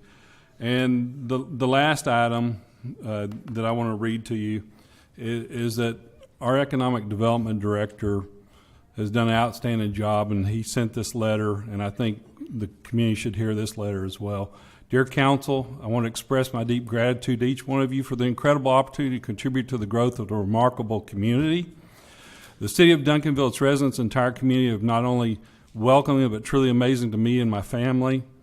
Reflecting on my time here, I'm flooded with cherished memories of Duncanville that has evolved from my childhood, from playing baseball at Lions Park, having my first Chinese food meal at Bobo China, exploring the creeks, catching crawdads from lively evenings at Skateland, bowling at Redbird Lanes, riding my bicycle along one-lane roads that are now bustling six-lane thoroughfares. These are experiences that have made Duncanville my home. My connection to this community runs deep, and even as I transition to new roles in another city, my family will continue to be active members of the Duncanville School District, the arts and sports community. In many ways, Duncanville remains a home, and my family is eager to create many more memories here. As my time comes to a close here, I want to express that it's been nothing short of amazing. Working alongside each of you has been a fantastic experience, and I'm grateful for the support you've extended to our Development Services Department and me. You've truly been the champions of the business for the city and the EDC. The growth capacity you're building has resonated with developers and brokers throughout the Metroplex, evident in the consistent influx of new businesses to Duncanville. I must also extend my appreciation to Mr. Finch, whose support for our department has been nothing short of fantastic. Despite our brief time together, I've quickly come to appreciate his understanding of economic development, planning, and leadership, which will undoubtedly be a tremendous asset to the community. Thank you, Mr. Finch, for your recent mentorship and support during this transitional period. I regret our time together is short, but I'm immensely grateful for the impact you've made on me. As I embark on this new opportunity, a mixture of sadness for leaving the city, excitement for the fresh opportunity, and a touch of trepidation for the unknown accompany me, thank you for the well wishes. Please know that this is truly not goodbye, rather see you later.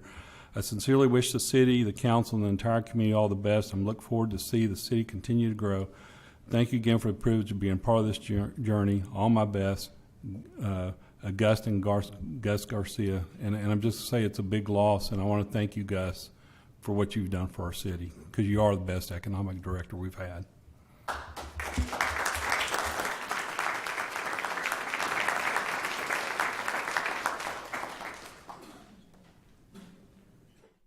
I need to just tack on to what Mr. McBurnett said in terms of Gus Garcia.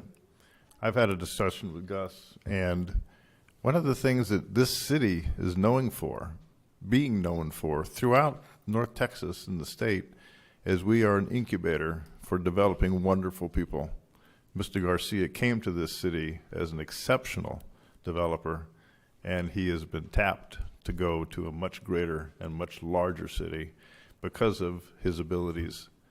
We will greatly miss him, but he has aspirations that we cannot deny for a young man, and we bless him out. He has done a wonderful job for our city.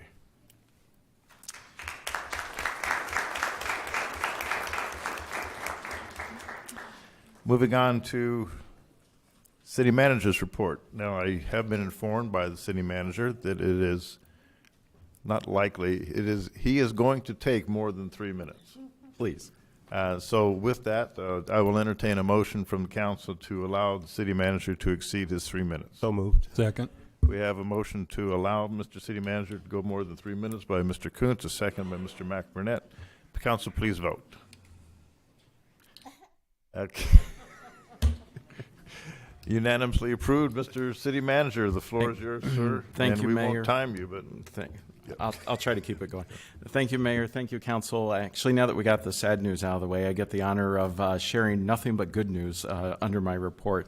Let me first just recognize all of the hard work by Fire Chief Rhodey and Assistant Fire Chief Chase and all of our staff. We're super excited that yesterday we received our temporary certificate of occupancy for our new fire station number 1, and staff will soon be beginning that transition. So that's fantastic. Also, all the hard work by Director Stevenson of Parks and Recreation. We expect the new Kidsville playground to be open, and we got a chance to see the spray park in action, and that should be open early April. So we're super excited about both of those are moving forward. And last but certainly not least, it is my honor to introduce for the very first time as your city manager, our interim police chief, Matt Stogner. And Chief, if you come, and I know we have some awards and presentations this evening. We do, and I will assure you this will take longer than 3 minutes. It's very hard to encapsulate exceptional work by our officers in 3 minutes, and of course you see as many as we have. So good evening. Thank you, Mayor and Council, for allowing me this platform to highlight the exceptional work from our police department. Thank you, City Manager, for giving us your time for this as well. So we have Officers Pachaca, Hankins, Garcia, Vasquez, Hernandez, and Alvarez here. So do we want to do the video first? Okay, go ahead.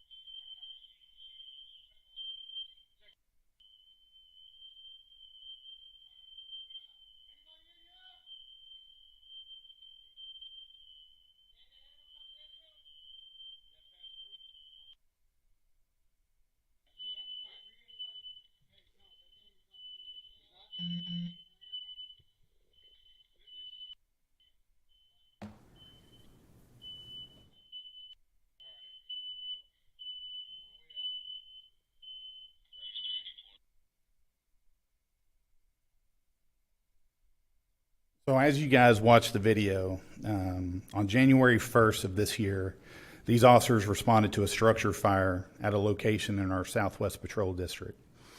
Dispatch advised that 2 elderly individuals were trapped inside and unable to exit the house due to their immobility.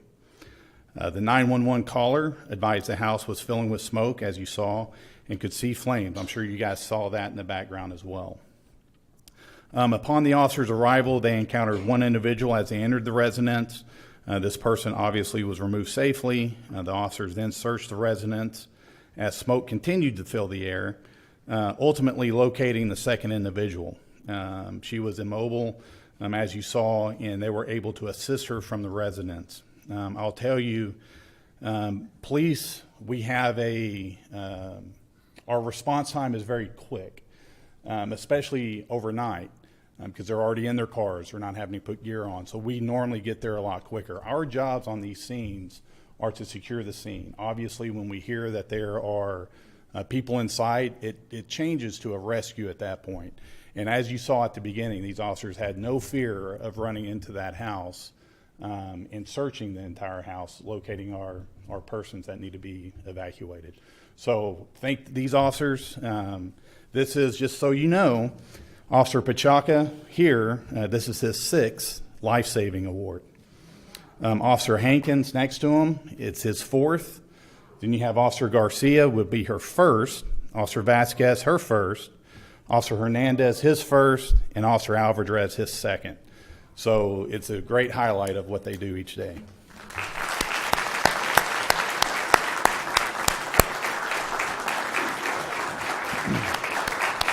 Yeah.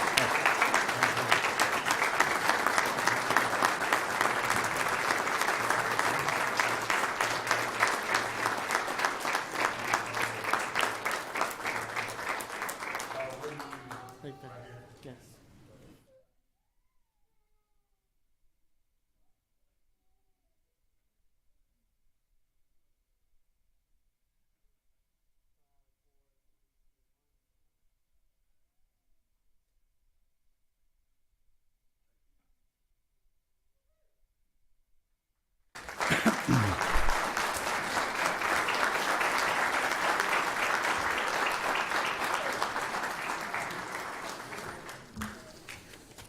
All right, so our next awards are going to Officers Acosta and Sherman.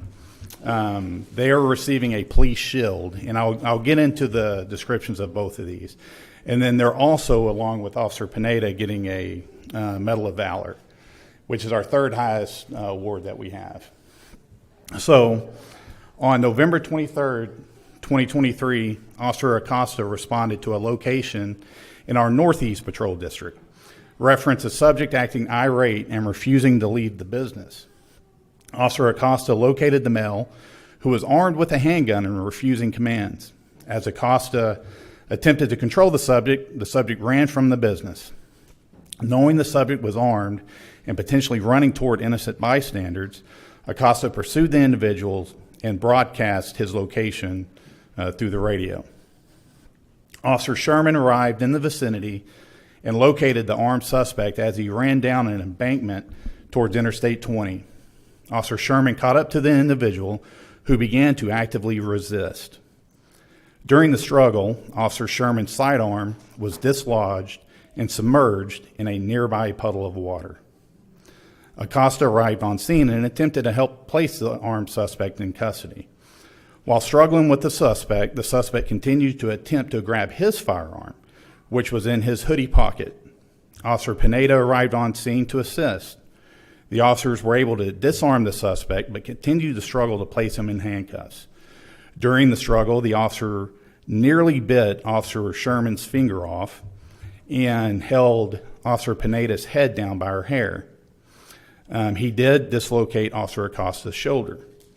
After a very intense fight for their lives, which lasted over 3 minutes, our officers were able to place the subject in custody. They showed great restraint in dealing with this individual, ultimately placing their own safety at risk to ensure the safety of not only the nearby public, but the suspect as well.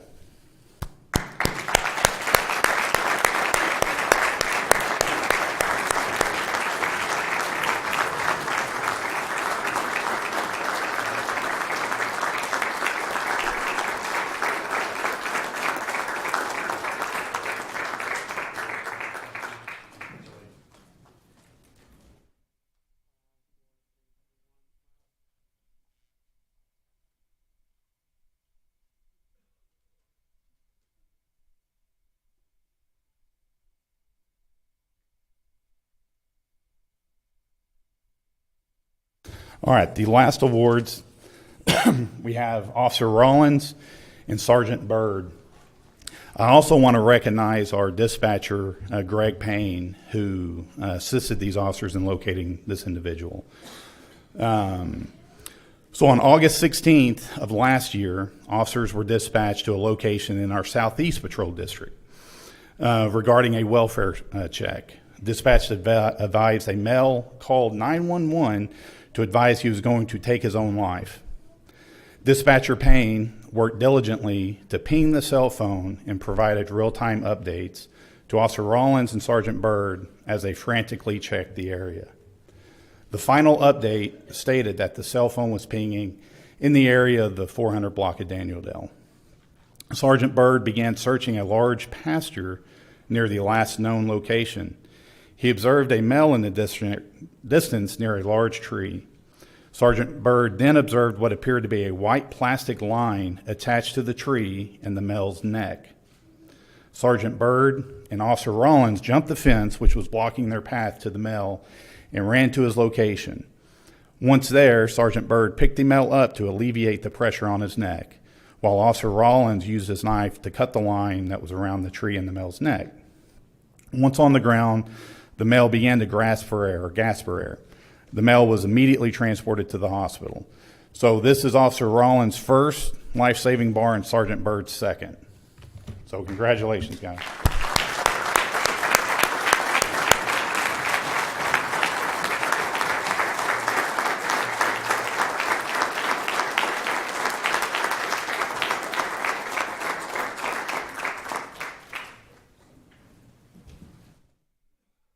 All right, thank you guys very much for allowing me to highlight these officers. It means a lot to them. Thank you. Chief, if you could just stay just for a quick second. Yes, I of just course. want to, Mayor and Council, I have been so impressed as I've been getting to know our police and firefighter and all of our employees. Our fire department has had multiple saves over the last couple of weeks, but in particular the police department. And Assistant City Manager Brown and myself are both so proud of you, all of you, and everything that you do for our residents. I know that every single week for the last 3 weeks you've had life and death situations and fatal situations, and I just wanted to thank you for everything that you do for our community. Absolutely. It's the people behind me, there's no doubt. Thank you.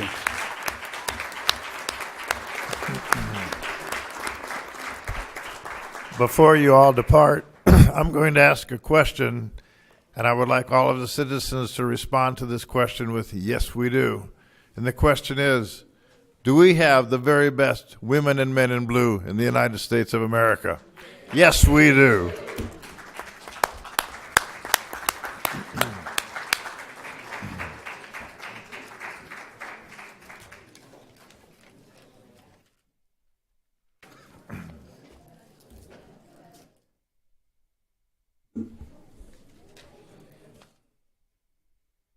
We'll wait just a moment for individuals to exit. Thank you.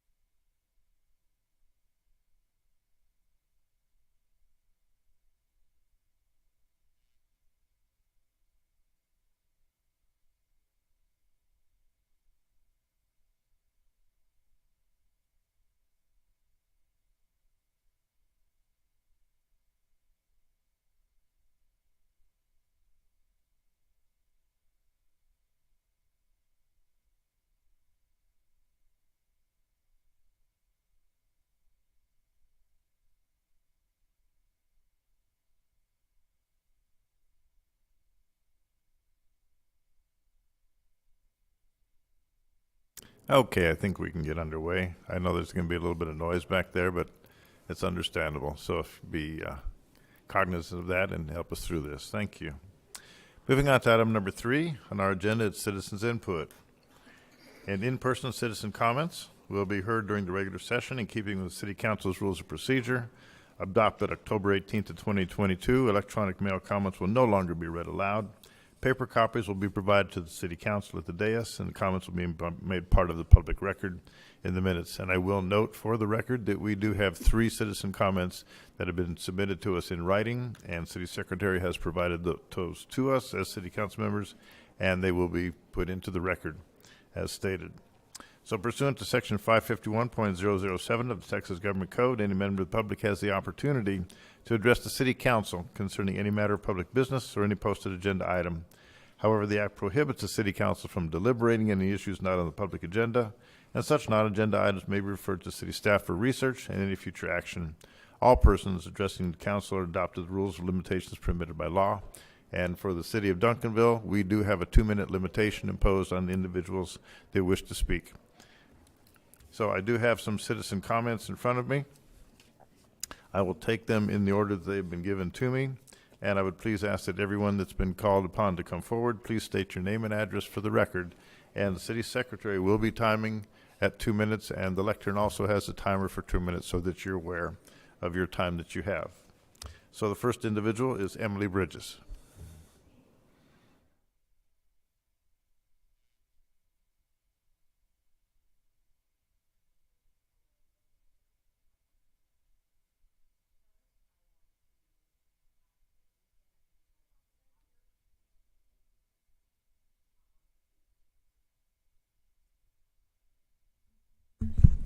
Thank you. I would like to ask if there's anything that can be done about the potholes on Acton Avenue and Magnolia. They're becoming deeper and deeper by the day, and it just started a few months back. But just wanted to bring attention to that if no one knew. Number 2, the native landscape ordinance that's on the agenda tonight. I wanted to speak in favor of that. I've been I think we all know that the person or the board who or came up with the ordinance was involved with LAD as well, so I've been following him, and his yard is beautiful. He headlined the Lakeside project, which is beautiful, so I just don't have any doubt that this is going to bring beautification to our city, and I would also like to see it happen to our city landscape as well, not just in our yards. We could save some money that way, and it would be beautiful. Thank you. Thank you. Next individual is Patricia Ebert.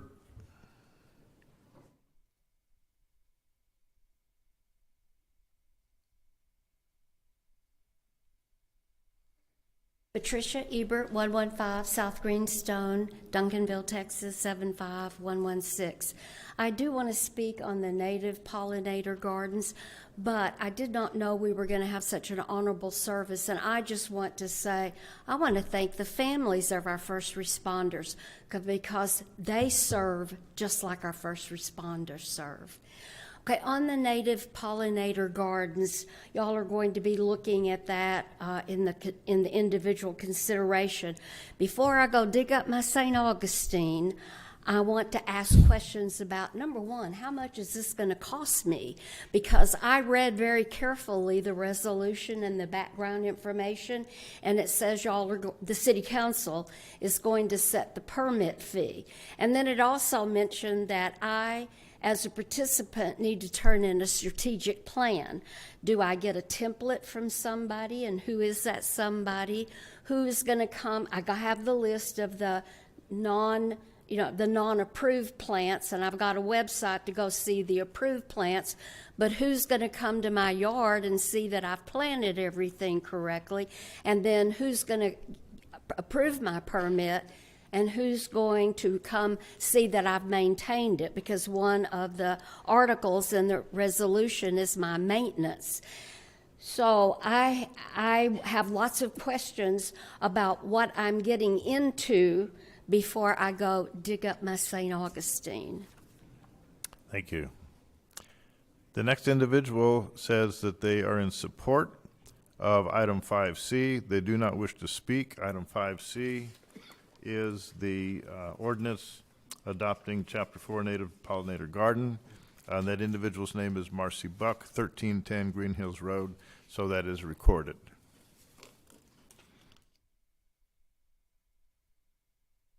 The next individual is Trish Rosite or Rosite, R-O-S-I-T-E. How do you pronounce that? Rosita. Okay.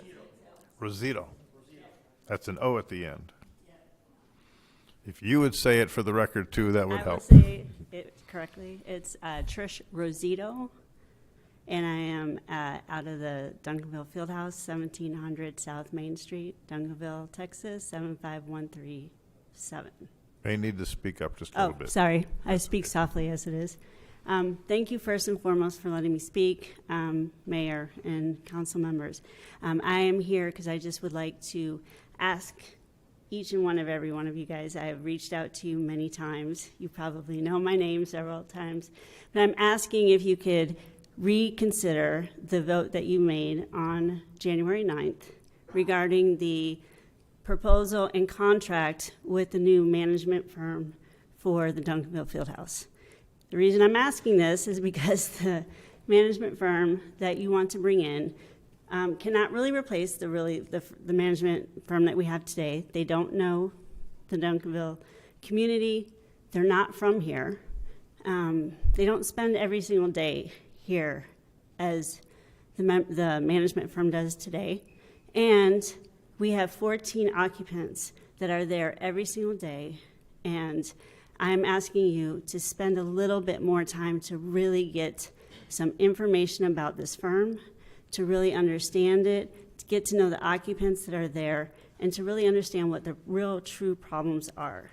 I also would ask, and I have 40 seconds left, I would ask that you, to get to know each and one of us, but I would ask if you can reconsider that before bringing somebody new in just because of a name. So I have sent several messages to you guys. You know the details of it, so I'm asking if you can reconsider that vote. Thank you. Thank you. The next individual, the last name is not legible, but the first name is Christina at 434 Blue Ridge. Oh, Miss Lou. Good evening. Welcome the new city manager, because he is a newcomer from New York, wasn't familiar with Texas mentality. So I want to bring the issue about the work ethic and the government transparency. Okay, up to now, we still have the Cynthia Thompson as his line. I mean, that's a woman, not a gentleman. I mean, what's the matter? And also the work ethic, if he can dedicate the supervisor and have the performance of subordinate, any good comment from citizen, increase salary $100 per case. If any complaint, deduct salary $100. So that they can all function with integrity, not otherwise. Because you guys, the city employees' salary all come out of taxpayer dollars. The mentality should be provide service instead of abuse power. Attitude is everything, okay? And maybe Duncanville too small. Versus Cedar Hill, they are very friendly.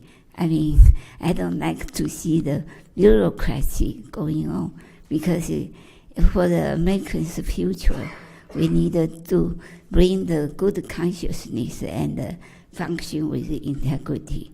And don't you feel guilty if you do something wrong on the daily work? And I wear this church hat, just remind everybody. It only peaceful, quiet.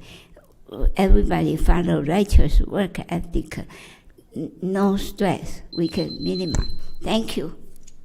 Thank you. Next individual is Homer Fincannon.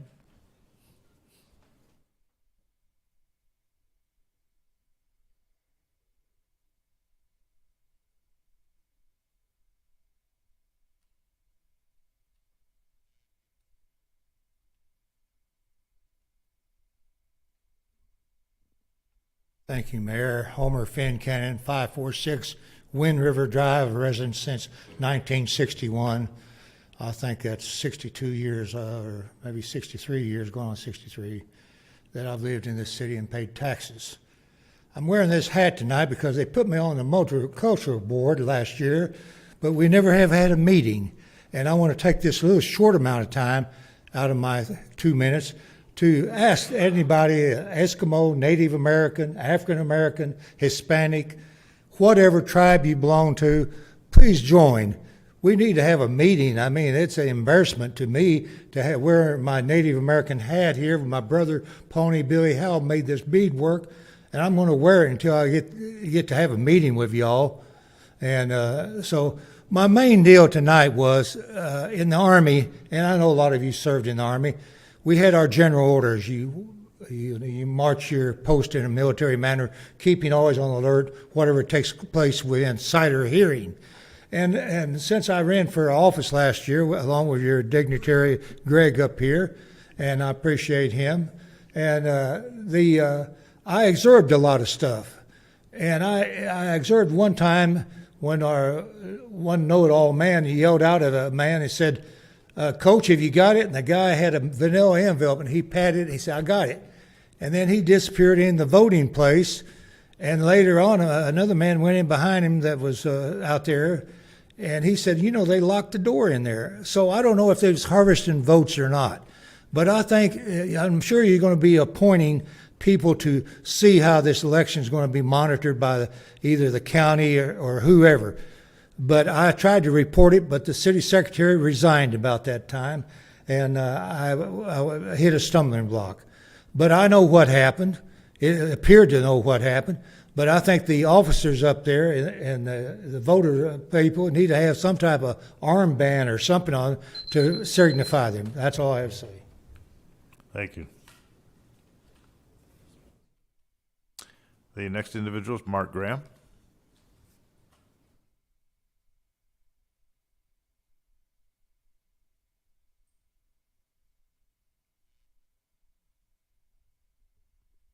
Mark Graham, 410 Santa Fe Trail. I want to first, I am full support with the native landscaping. We need to do it. And as one person said, we need to do it citywide. Stop having to pay for plants, pay people to plant them. Plant perennials native to the area. It'll save money. The other part I want to talk about is the LAD. And I'm going to bring up signs again. I've said it before. I've said it 3 years ago, and I'm saying it again now. There's nothing out there to stop anybody from doing anything. Now, I realize there's 4 signs, 5 signs, that just say park closed. A week ago Sunday, I was out there with someone from Texas Master Naturalists and some folks that are experts in wildlife. And a citizen came through completely irate. I mean, seriously irate, because they have no clue why that park is closed. First place, it should say preserve. They have no clue. And nowhere can I see, has anyone updated any reason why it's closed? Can it be used for foot traffic, which it can be? You're having a whole half side of that preserve shut down with no explanation whatsoever. I know that the Texas Master Naturalists, they presented some signs for consideration. I think they deal with things like mud. They deal with reasons why something's closed. And I think you need to take a look at that and put it into use rather than what we have right now. And again, someone put a preserve sign up and it was taken down, and if it can be put back up, whatever needs to be done, I see no reason why that isn't up there. People have no clue. Thanks. Thank you. The final individual is Justin Edwards.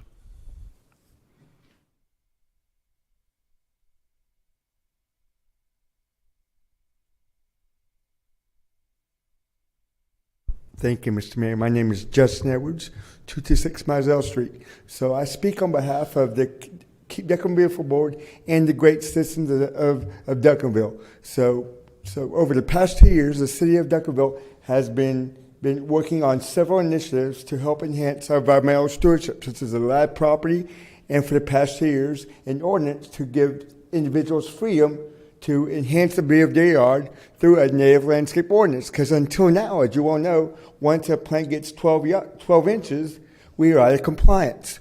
Well, now over the past week, 1 week, it has come to pass that we finally have an ordinance. I want to thank whoever drafted that. And so since then, several individuals have come to make some careful amendments to make it more user-friendly and better as a whole for the citizens, for wildlife, for our natural resources, all across the board. So I ask you, if it comes to pass tonight, to deliberate on those deliberations tonight, or at the latest in February. Because if we do this, and we'll wait till next time, guess what? It's going to be another 2 years. So we need to learn to, when you have the facts before you, make quick decisions. Now, I'm not saying just like with the police officers, that quick, but if it's a good decision, trust people, trust your citizens to make good decisions, especially if they're people that are in the know, such as Metro Lessons, trust them, and then make a decision quickly, because as you know, bureaucracies are notoriously good at kicking the can unwantingly and unintentionally down the road. So let's make a decision tonight, so we can give citizens to put plants in their yard for the spring growing season. Thank you so much for your consideration. Thank you. That concludes our citizen comments for this evening. Moving on to item 5. Oh, wait a minute. Nope. Sorry. Nope. Got ahead of myself.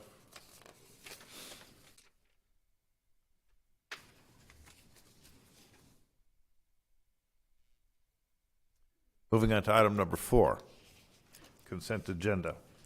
And I will note before the city secretary reads the consent agenda that items P, items Q, and items R have been requested by city council members to be moved to items for individual consideration. So those will be taken off of the consent agenda, added to the items 5 for item of individual consideration. So city secretary, when you read the items for consent, please omit items P, items Q, and items R. City Secretary, the floor is yours. Thank you, Mayor. Item 4A, consider the minutes for the January 9th, 2024 City Council regular meeting. Item 4B, council to consider a resolution confirming the city manager's appointment of Matthew Stogner as the interim police chief. Item 4C, consider a resolution approving a 5-year contract with Lexipol for annual policy management, daily training bulletins, accreditation workbench, and the online Police One Academy training platform in an amount not to exceed $124,960.21. Item 4D, consider a resolution approving a 5-year contract with Flock Inc.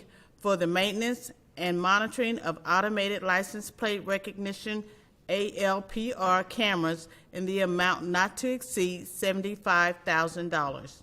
Item 4E, consider a resolution awarding a bid and authorizing a cooperative purchasing agreement with RDO Equipment Company for the purchase of a John Deere backhoe through Sourcewell 011723-JDC in the expenditure amount of $147,220.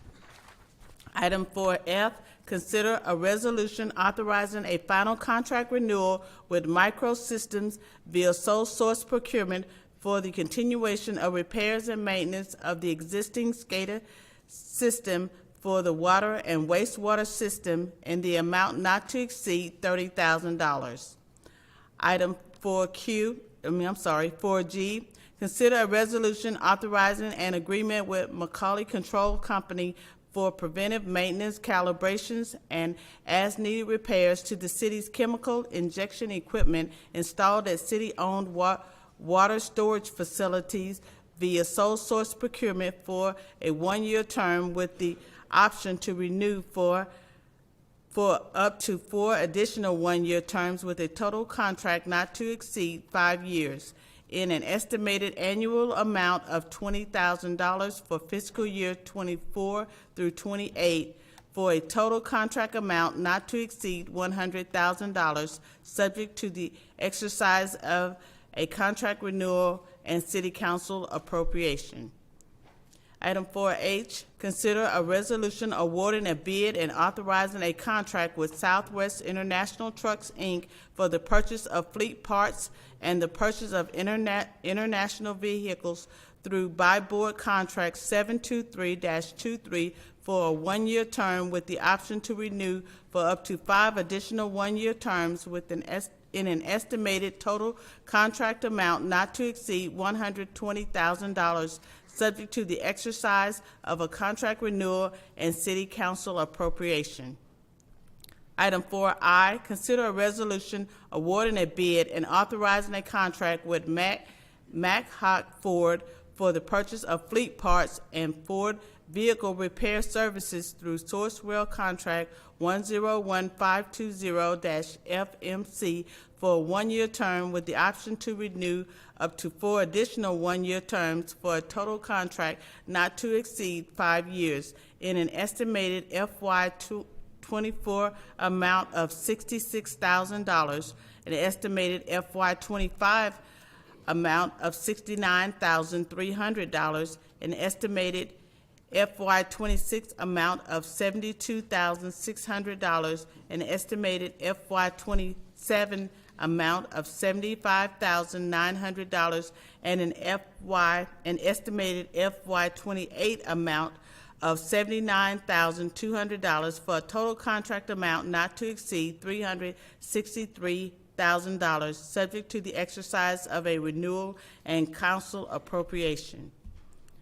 Item 4J, consider a resolution awarding a bid and authorizing a contract with Chuck Fairbanks Chevrolet for the purchase of fleet parts and the repair of Chevrolet vehicles through Sourcewell Contract 101520-GNL for a one-year term with the option to renew for up to 4 additional one-year terms for a total contract not to exceed 5 years in an estimated total contract amount not to exceed $330,000, subject to the exercise of a contract renewal and city council appropriation. Item 4K, consider a resolution awarding a bid and authorizing a contract with Associated Supply Company, Inc. for the purchase of equipment parts and the repair of case equipment through buy-board contract 685-22 for a one-year term with the option to renew up to 4 additional one-year terms in an estimated contract amount not to exceed $275,000, subject to the exercise of a contract renewal and city council appropriation. Item 4L, consider a resolution awarding RFB 23-0008 Southwood Drive Sanitary Sewer Area Crossing Repair Construction Project to Texas Standard Construction Limited through the city's competitive bid process with a contract amount of $1,339,121.10 and additional appropriation of $133,912.11 as a project contingency for the total amount not to exceed $1,473,033.21. Item 4M, consider a resolution authorizing a professional services agreement with Freeze & Nichols for stormwater management program consulting services for a one-year term in the amount not to exceed $15,540. Item 4N, consider a resolution authorizing execution of change order number 1 in the amount of $5,962 for T.F. Harper, contract number 3230099 for additional construction services to complete improvements in the Armstrong Park project for a total contract amount of $704,541.76. Item 4O, consider a resolution authorizing execution of change order number 1 in the amount of $12,733.05 and change order number 2 in the amount of $19,747.75 for Craftsman contract number 3230098 for additional construction services to complete the improvements in Armstrong Park project for a total contract amount of $2,144,613.80. Thank you, City Secretary. The Chair will entertain a motion to approve consent items A through O, omitting items P, Q, and R. Mr. So moved. McBurnett. Second. We have a motion to approve by Mr. McBurnett, a second by Councilmember Gooden. Council, please vote. Unanimously approved. Thank you. Moving on to item number 5, items for individual consideration. Item A, taking the necessary action as a result of executive session. We have not had executive session yet, so we will come back to item A. Item B, consider resolution ordering the May 4th, 2024 general and special election. I believe, Council, we have been provided the entire package. This is a legal document that we are required to provide to the county and the county election office. Are there any questions on this? Seeing none, the chair will entertain a motion to approve. So moved. Motion to approve by Mr. McBurnett. Second. Second by Councilmember Cherry Brown. Council, please vote. Unanimously approved. Thank you. Item number C, consider an ordinance of the City of Duncanville, Texas, adopting Chapter 4A, Native Pollinator Garden. At the outset of this, I want to make a statement. I was informed at a few minutes before 6 o'clock this evening that an email was sent sometime later this afternoon to all city council members concerning several amendments that have been suggested to this particular ordinance. I have not seen this document. I have not counted the number of amendments, but amendments to a city ordinance that have been provided short term, short notice, 11th hour. I consider it unable for the city council to conceive and talk about this item until each of us has had ample time to review those amendments in detail, ask further questions about these amendments in detail, and to further look into the entire ordinance itself. Therefore, I make a motion to table this item. Is there a second? There's a second to this motion to table this item, and I based this motion on the consequences and the inadequacy of time for this city council, myself particularly, I don't know about the rest of you, that we have not had ample time to review the amendments that have been suggested to this item. So there's a motion to table. I have made the motion, seconded by Mr. Veracruz. Council, please vote.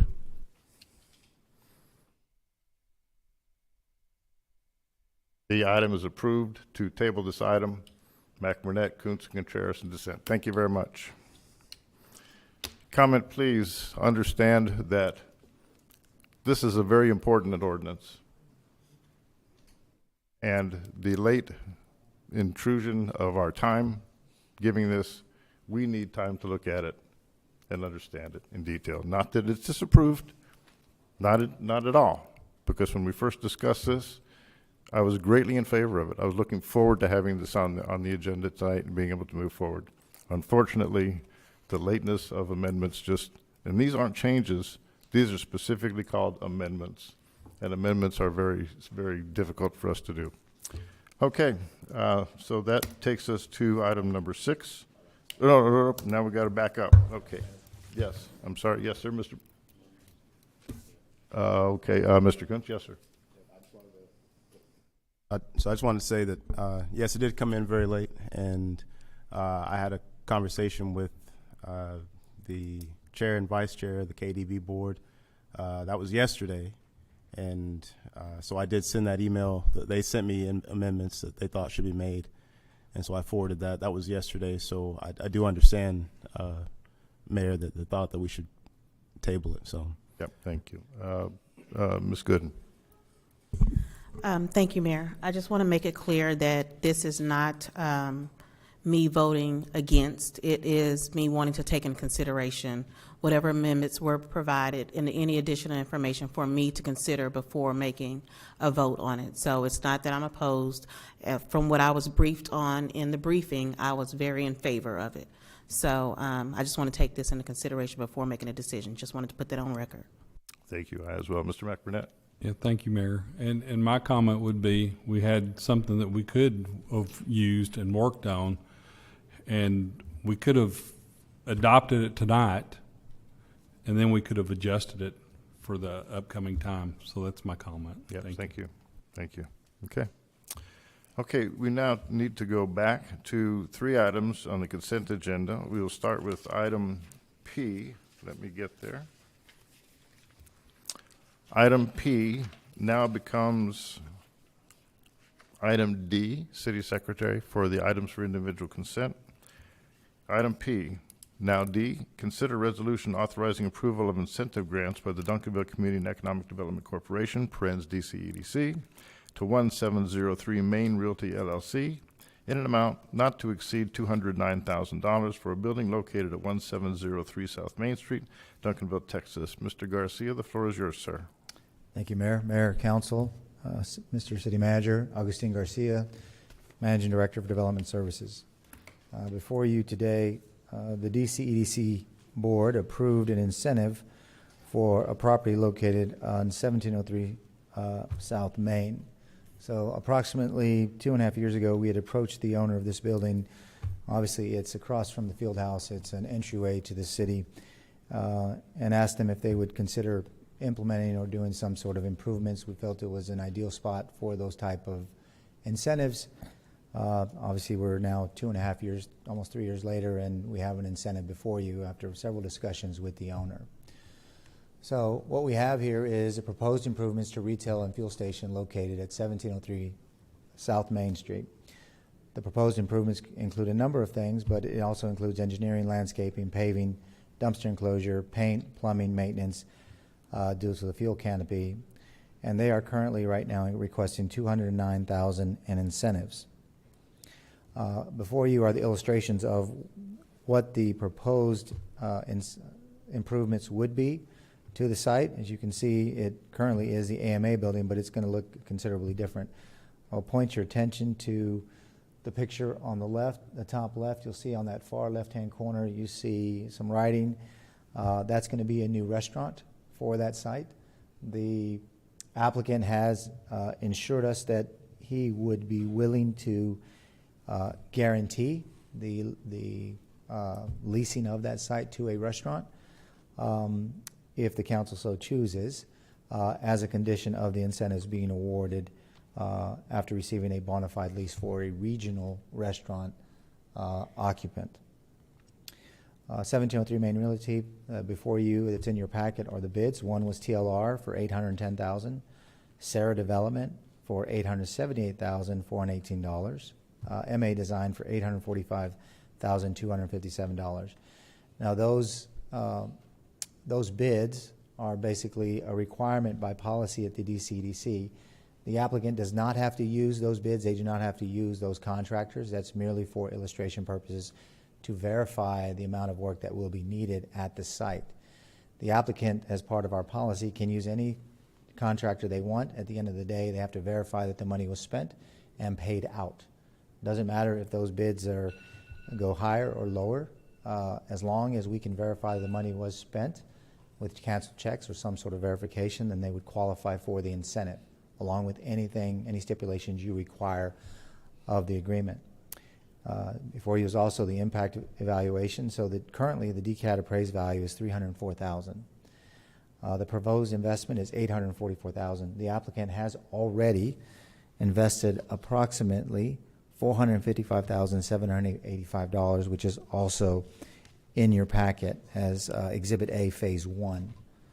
Let me make sure I have that right. That's correct. And they're proposing an additional $507,000 in additional improvements. As you see, general conditions, city and permit fees, design plus plans, encore fees, landscaping, storm drainage system, dirt work, concrete paving, lights, poles, and electrical, dumpster, block wall, gates, pipes, parking lot striping, and power wash, plumbing, and of course supervision, any additional development fees. When the board met, they looked at some of the expenses and they chose to put some conditions on the resolution before you, and one of the things that they're awarding incentives for was landscaping of approximately $15,000, storm drain system approximately $37,000, concrete paving in the amount of $128,000, and dumpster, block wall, gates, and pipes for approximately $29,000, and that equates to $209,500 on Exhibit A, where it says Hiba Inc. by Ali Asi.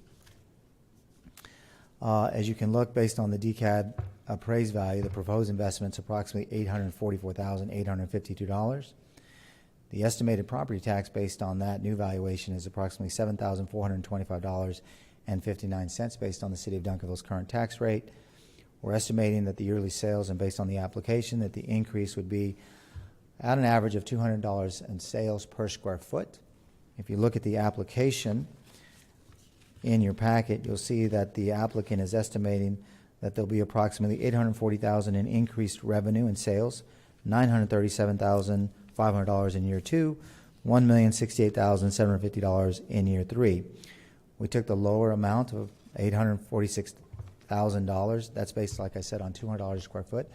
The prevailing average in DFW, based on CoStar, which is software that we use to determine those types of sales numbers, is $240 a square foot. So we're using an estimate of $200 a square foot, which is, we feel, a conservative number. So the total city sales tax revenue that will be generated in addition to what we're already getting is approximately $16,920. If you combine that with the additional property tax we would get, which would be approximately, I'm going to give you, I wrote that number down, if you give me a second. It was about $5,400 in additional taxes that we would be receiving on top of what we're already receiving, which equates to about $22,000 and change per year, which is about 9.6 year return on investment on $209 if that amount was awarded, along with any stipulations you might have on securing a restaurant tenant for the site, which I would recommend that you did. Thank you. Turn it over to Mr. Kuntz. Mr. Kuntz, it was your request to put this on individual consent, so I turn the floor over to you, sir. Yeah, thank you, Mayor. So I appreciate the presentation because I had about 5 or 6 different questions. I think you answered pretty much all of them. I know that there's multiple grants here, right? And I know for each grant there are requirements, current photos and schematics and designs for each grant, right? I think you covered most of that. Yep, there it is. And then could you talk a little bit about the business retention grant and what that is and the requirements for that? So I think they're adding an additional 10 employees. So a business retention grant is typically something we use to talk to businesses to expand. And so BR&E is what it's called in our industry, and it stands for Business Retention and Expansion. And so in this particular instance, the tenant is expanding their business and adding that restaurant site that you see and adding paving so that they can accommodate the parking requirements for that restaurant. And so that's one of the things that we're asking and recommending, I should say, that the restaurant occupant be a requirement of the resolution, which I believe, and I won't speak for Mr. Hager, I believe can be added at this point.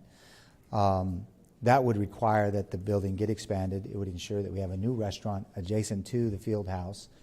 It would also ensure that we have additional 10 employees. So not only are you expanding the business through a BR&E program, but you're adding employees, which is jobs in the community. Albeit they're not high-paying jobs, they're still jobs that are needed. And so it does expand that. And under the program specifications, it says to qualify for the business retention and expansion grant.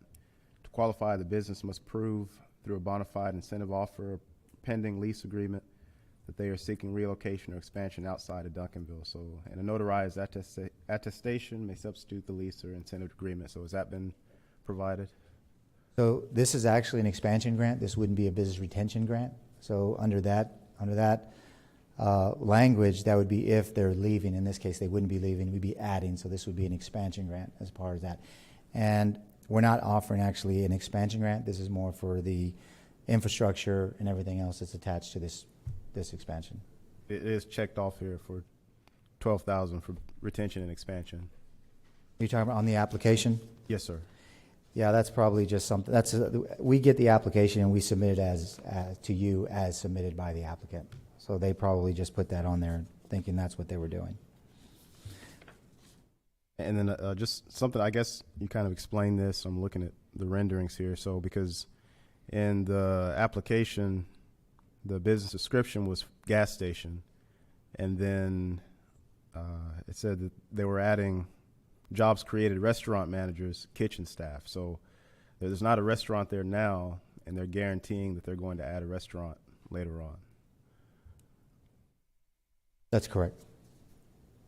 So they're adding a restaurant, yes, but there's not a restaurant there now. But we don't have any control or say over what they actually do with that, right? You could actually, if I'm not mistaken, and I'll defer to Mr. Hager, you could put in types of a regional chain, national chain, certain types of sorry, yeah, not as far as what actually goes in there, but as far as, I mean, if they don't end up putting a restaurant Well, there. if the motion is to approve the grant subject to a condition precedent to add the expansion of the restaurant, then that's how the grant will be written. Correct. So, and it's a reimbursement grant. So they have to produce the evidence that they can. I'm sorry. They have to produce the evidence that they complied with the grant terms, and if the grant terms they have to add X number of square feet of restaurant, if they don't, they ain't gonna get the money. They're not entitled to reimbursement. Thank you. Mr. Contreras. Thank you, Mayor. Do we know what the DCEDC vote was on this issue? You know what? I'm going to ask Ms. Carter, our newest economic development administrator. Do you recall what the vote was? Yes, it was approved unanimously.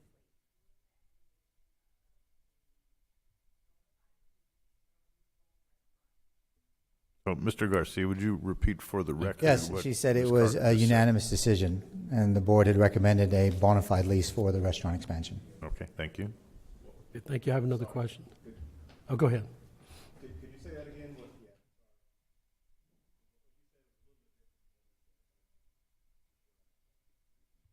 Thea Carter. So the Duncanville Economic Development Corporation voted unanimously to approve the incentive grant with the provision, if approved by City Council, that a bona fide lease for a regional restaurant go in the space.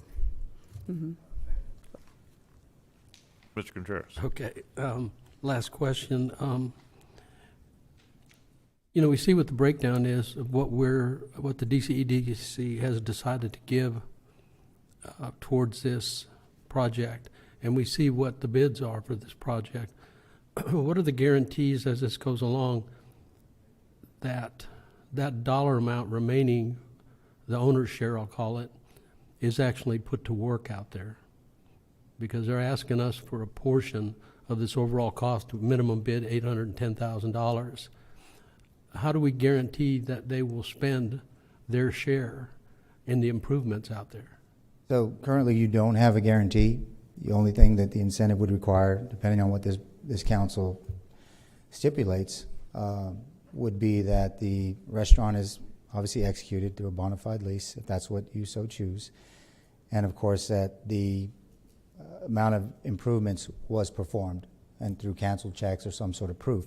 However, I believe you could make a requirement as additional stipulation that the amount that's been presented is actually spent, and then they would have to provide proof of that expenditure, which I think that was an excellent idea. Thank you. Back to Ms. Gooden. Thank you, Mayor. Along the lines of, I would start with Councilmember Kuntz, and the comment about the restaurant and requiring that it be regional. I would like to see a regional restaurant, if the rest of the council would agree, included in this, because it is right across from the field house. We have the Chick-fil-A over on the other side. Then we have Papa Brothers. So I would like to see a more reputable regional restaurant option in there. I won't specify which one, but if we could have one, if the rest of the council would agree with that in order for this to go forward. Also, I support providing expenditures so that way we can verify and be able to continue to support with the amount that they are requesting, and that was approved by the board. So, thank you. Thank you. A question is, going back to this item about a regional restaurant, do we really want to possibly limit this particular contractor, this individual, to regional if they could possibly provide national? Let's start at regional and then expand to national if available. Well, then the wording, how we approve this has to be carefully worded to say that it would immediately start as regional, but would not preclude national. I mean, should we put the shackles on this person to say maybe they want to go to Jack in the Box right away? So I'm saying, are we hampering the initiative of this individual to start out saying you have to do a regional versus just saying a regional and or nationally known branded restaurant? Maybe that's the language to give that individual the flexibility and liberty to contract with somebody very well known. I think that's the key. It's across from the field house, and it has to be something. We don't want Jerry's in there, well, not Jerry's never mind ice cream. But I picked like Bobby's Burgers. I think what I'm hearing the sense of it is, and I think it's correct, that we want something regional and or national to say those terms rather than precluding him from going national maybe first. So, I'm proposing that kind of language to y'all to think about. Any other comments on that? Mr. Contreras. Okay, on my point, I want to make sure that I'm clear that if we can stipulate that it's not about providing receipts only from their vendors to cover their share of the $810,000, but it's about making sure that they actually invest that much into the improvements out of their own share. And the question would be to the attorney, and I appreciate your answer, but I want to make sure that we can do that, where we stipulate that by some penalty, I don't know what, that we stipulate that we want to make sure they spend their money. Because if they're getting a certain percentage from us of what they're going to spend, and they turn around, and I'm not saying anything bad about these people. I don't know anything about the folks that own it. I knew the previous owner, but I don't know these folks. But the safeguard is that they make it look like these drawings. And we go put some plants in and do some signs and a few other things, and all of a sudden at the end of the project, that's not a good investment on our part. Yeah, if I understand your point, despite the fact that it's reimbursable, we still want it done. Right. They are committing to bringing in a restaurant. By golly, you're going to do a restaurant, and yes, it is reimbursable. So Mr. Contreras is trying to surmise what you're saying is that you got to do what you say you're going to do, and we understand it's reimbursable, but you can't all of a sudden, a year and a half from now, saying, oh, I don't want to do a restaurant. Well, what we are committing to and approving this grant and how it's been stipulated is that they are going to do a restaurant. But to be clear, it's not just about the restaurant, it's the overall project. The execution total execution of what they're proposing to do. That's right. Yeah. That's it. Thank you. Yeah.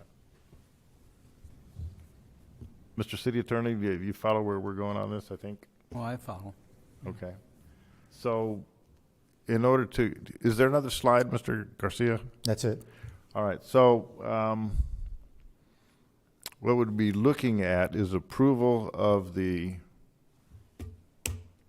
resolution as it's been provided to us with additional wording to say that the restaurant would be a regional and or national brand, and that the owner of the property does commit intentionally to execute the overall plan that's been provided to our council. Is that language okay with y'all? Something along those lines, Mr. City Attorney. What's the overall plan? The overall plan goes back to what's been described in terms of those conceptual drawings.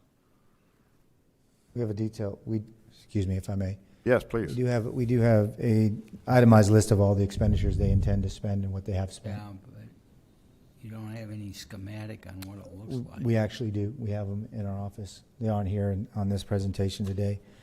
The only thing I would ask is just to define regional. Typically, regional is multiple locations in a area or zone throughout the state of Texas. It's typically what regional would be. It can be in the DFW Metroplex with two counties. Can we say Dallas County and any of its contiguous counties? Restaurant that serves Dallas County and any contiguous county? That would be Tarrant County, Collin County, Denton County, Ellis County, Johnson County, and Kaufman County. That's confusing to me. I thought we had easier language You know, than you that. live in Dallas County, contiguous means touches, so Yeah. those are the, I just told you which ones they were. Dallas. So how would Unless you define it, I don't know how to define it, which is a problem we get into when we do stuff up here on the dais. Someone says regional, everyone says okay, and then I get back to my office and I say, then what's regional? Dallas County and its contiguous counties, and I get my butt handed to me down here. Now So we're not going to do that anymore. Now I'm following. Do you just define what a region is versus us saying regional and or national?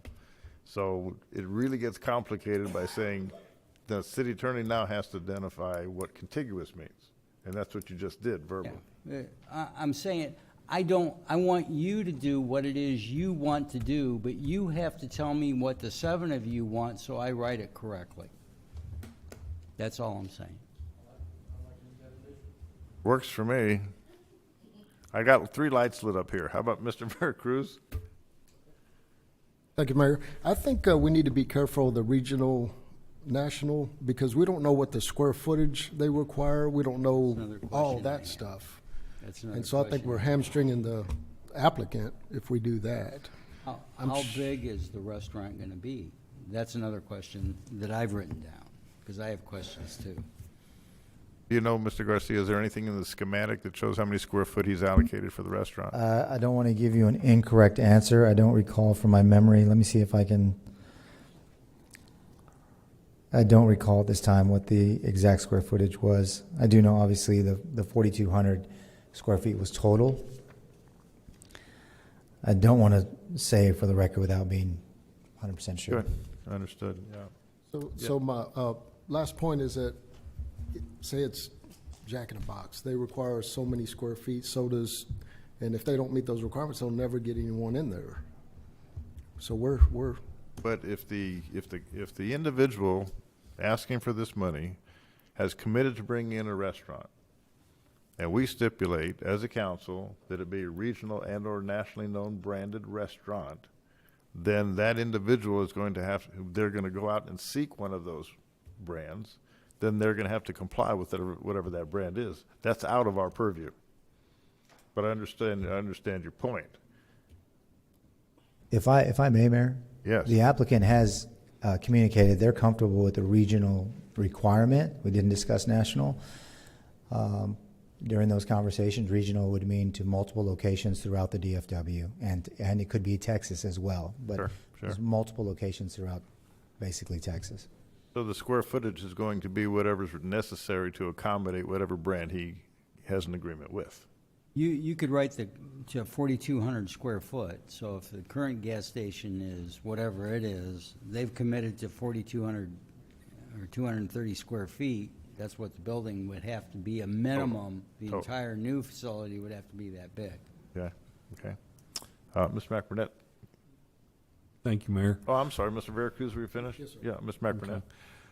I mean, the discussion's good, the thing also I'm going to say about this area, it's one of our gateways. So we really need this to be something that's appealing on top of it too. I'm watching this, Mr. Garcia. We don't have everything, and I'm almost wondering if we need to table this as well too. So I will make that motion. Second. We have let me just ask you before we vote on the table, Mr. McBurnett, could you just give us a little information on what you feel is inadequate for our information right now to be able to talk about it further, even just to talk about it further? We don't have schematics. We don't know stuff. The city attorney has questions. We've got it. I think we've got it close, but we're already. It'd be nice too if the applicant was here for us to ask questions. Some holes in the process. Mm-hmm. Okay. Yeah. Okay. Yeah, I just wanted to understand. I think you're on a good track there, and I take it as well. So we have a motion made by Mr. McBurnett to table this, and a second by Mr. Kuntz, if I understood correctly.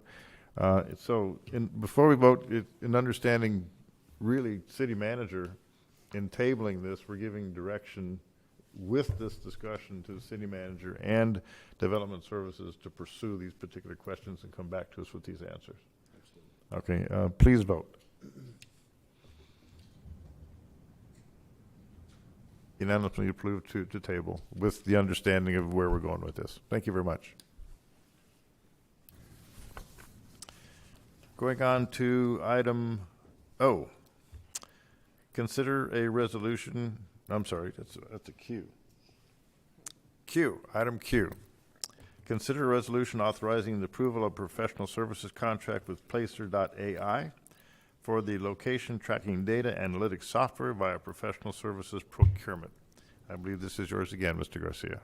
Yes, thank you, Mayor, Council, Mr. City Manager. Placer.ai, as you're aware, we've had this particular software, this will be the third year. Placer.ai is a consumer location and foot traffic program that will enable the ED team to understand where people come and go in Duncanville. I think we've done a presentation, maybe not to the full council, sorry. But basically this is the geolocation tracking of retail traffic. When we have events within the city, we're able to identify where individuals are, what they're visiting. We also use it as a prospecting tool. We send it out to multiple restaurants, retail centers. It is an independent source that they recognize in our industry. So whenever we're talking to potential retail sites, we give them information. This is one of the tools we utilize to do that. So as you may be aware, this is a very valuable software for the EDC. It was in our budget. It was identified and approved by the board, and it was also approved in our budget by this council as well. So the previous transaction history in FY 2022 was $22,490, and then of course the second year, and there was a slight increase. And the reason why we're here before you today is under the current administration, anything that is in the aggregate of $50,000, it's being asked to be brought to you. So we're here today before you to ask for approval. Just a comment that I have spoken to Placer.ai. I'm aware of our use of Placer.ai. I think even though we may not know it, we've actually seen the results of Placer.ai that have been briefed to this council before. And at the National League of Cities and TML, I stopped in to talk to folks at Placer.ai, understanding the importance of what they do for us and what they do in terms of the overall, the business itself. To me, it's state-of-the-art technology. If we want to continue to compete as we do now with other contiguous cities, regional cities, then we cannot do without this software. It gives our folks what they need in order to be competitive, and when speaking with developers, to present this data to show that we are who we are and we are strong in the development aspect. I just wanted to make that comment. So turn the floor over to who asked for this one? Was it Mr. McBurnett you asked for this, or Mr. Kuntz? Mr. Kuntz. Mr. Kuntz, yes, sir, please. Thanks again for the presentation. So once again, I think some of the, well, you just showed us, you answered most of the questions I had. I guess, in my mind, and I do understand, recognize the importance of this and just, the world in which we live. And I mean, this kind of raw data, how this can translate to economic benefits for the city. I just had one other, just, as we think about in practical terms, so could you give us one example of where we took the data and however we applied that data and we made some decisions, right?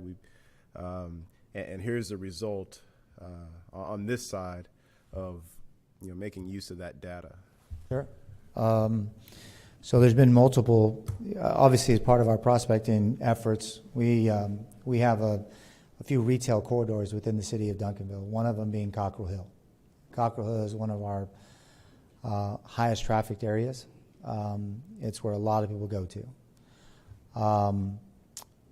So I would say in 2022, one of our board members asked us to reach out to a particular restaurant, what they call in the industry a QSR, quick service restaurant. We had sent out an email and attached Placer AI information. And then a year and a half later, this particular restaurant made a phone call and called our office a week ago, and we held a meeting with them. We're currently in negotiations with that particular restaurant. We'll be bringing that to you in the very near future, but that would be an example just of recent memory that occurred. Another way that we've used it is whenever we have events at the park. How many people, there's times when the team comes and talks to you about, we had 4,000 visitors or we had 8,000 visitors come to, let's say, the 4th of July event. Some of it is through ticket counts. Other reports are through the Placer report that shows foot traffic and how many people came here. So when you hear those numbers, that a lot of that is coming from Placer Eye, so we can give you that information.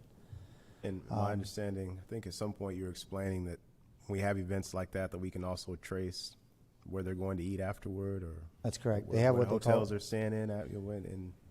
That is correct. They have what they call a spider report, and what that does is you geofence the location of where the event took place, and then it looks like a spider, literally, where it shows where everybody went after and where they came from. So we're able to identify and pinpoint where those people came from.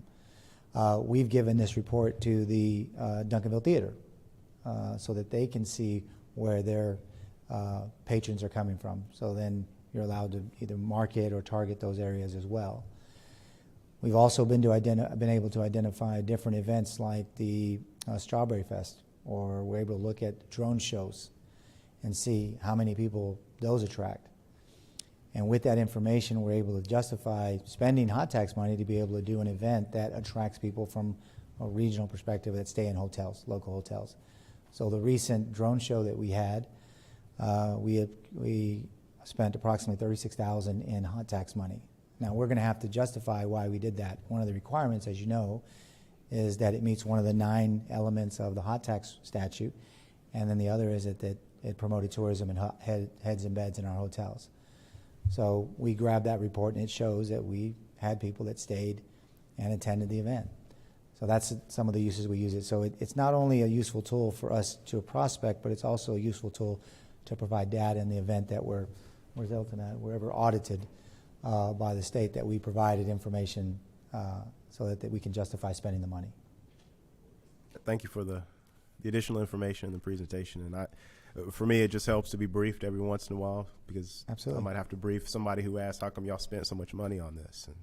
And thank I you. completely understand. Councilmember Gooden. Thank you. Exactly how detailed is the tracking system? Are we venturing on any type of privacy issues or any concerns that one may have as far as their identity? So I've asked this question, and so the way they gather the detail is they subscribe to approximately 300 different applications, the most popular ones. And I don't know if these are it, but as an example, you would have Facebook or social media. And so when you click on it and you accept it as an app on your phone, typically people don't read the fine print, but you're giving permission to basically track your phone. You've probably had times when it says your location turning on, or this particular app has tracked your location over the last 3 days 26 times. That information is uploaded somewhere, and that's sold to different people, different organizations, unless you turn off location tracking, et cetera, et cetera. That information is then anonymized so that it's not the person's personal information, it's anonymous. And they buy that anonymized information. And so when a person stays at a spot for more than 7 minutes, then that information is uploaded and it's considered a blip on their, on their radar, if you will. And so by people's traffic, and the 7-minute time frame is what they utilize. That's what it takes for a person, the average amount of time it takes for a person to go through a drive-through. And so that's what they use as a blip, if you will. And from that blip, they can identify demographics, they can identify impressions, they can identify what you search on the internet, they can identify what your likes are. We can actually get what they call a tapestry, and we can identify people that are attending, let's say, a restaurant here or anywhere in the United States. Suppose we want to suppose we want to go after, let's just say, a Chick-fil-A. Chick-fil-A, we use this as information that we sent to Chick-fil-A to show how much traffic was going to the DeSoto location and how much was going to Cedar Hill. Sorry, I want to just bring that back up. And so that information, when we get it, obviously we're able to see what they're doing and what their behavior patterns are, what they spend. We can also tell you what their likes and dislikes are. And then we'll compare it to another software that we get. It's called Esri. Esri is going to give us a whole lot of other demographic information. And so we're able to see what people spend, what type of house they buy, what type of income range they're in, what their education levels are. There's so much information that you give away when you're searching on the internet or when you're searching on social media, what your likes and dislikes are. But it's all anonymized, to answer your question.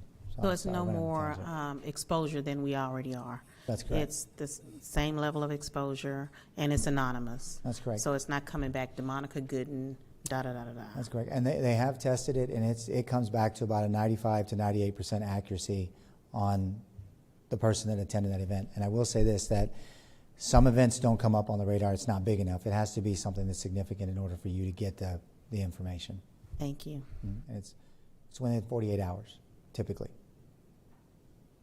Mr. McBurnett. Thank you, Mayor. Mr. Garcia, how's this paid for? Through EDC funds. Okay. Mayor, I'm going to make the motion to approve. Motion to approve, Mr. McBurnett. Second, please. Second by Mr. Veracruz. Please vote. Unanimously approved. Thank you. Just want to add one comment to this. Looking at their name, Placer.ai, that AI is artificial intelligence. And I have previously explained what artificial intelligence is to this council and to citizenry. And what Mr. Garcia mentioned, that they subscribe to over 300 places that they could gather information. Artificial intelligence only operates on what's available. It does not create anything. It generates. That's why it's called generative artificial intelligence. So they're subscribing to 300 sources of information. Their artificial intelligence algorithms build on what's there and produce results based on AI's understanding of what it's seeing and what it's working on. So I wanted to just make a note for everybody that that's usually when we see a website like that, AI is a country. In this particular case, their name is Placer.artificial intelligence. Just wanted to add that particular comment. Thank you. Moving on to item R.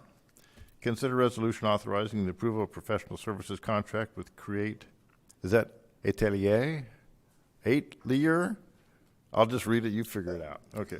For the architectural interior design services via professional services procurement contingent on the drafting of a contract as to form by the city attorney. Mr. Garcia, this is yours as well. Thank you, Mayor, Council, Mr. City Manager.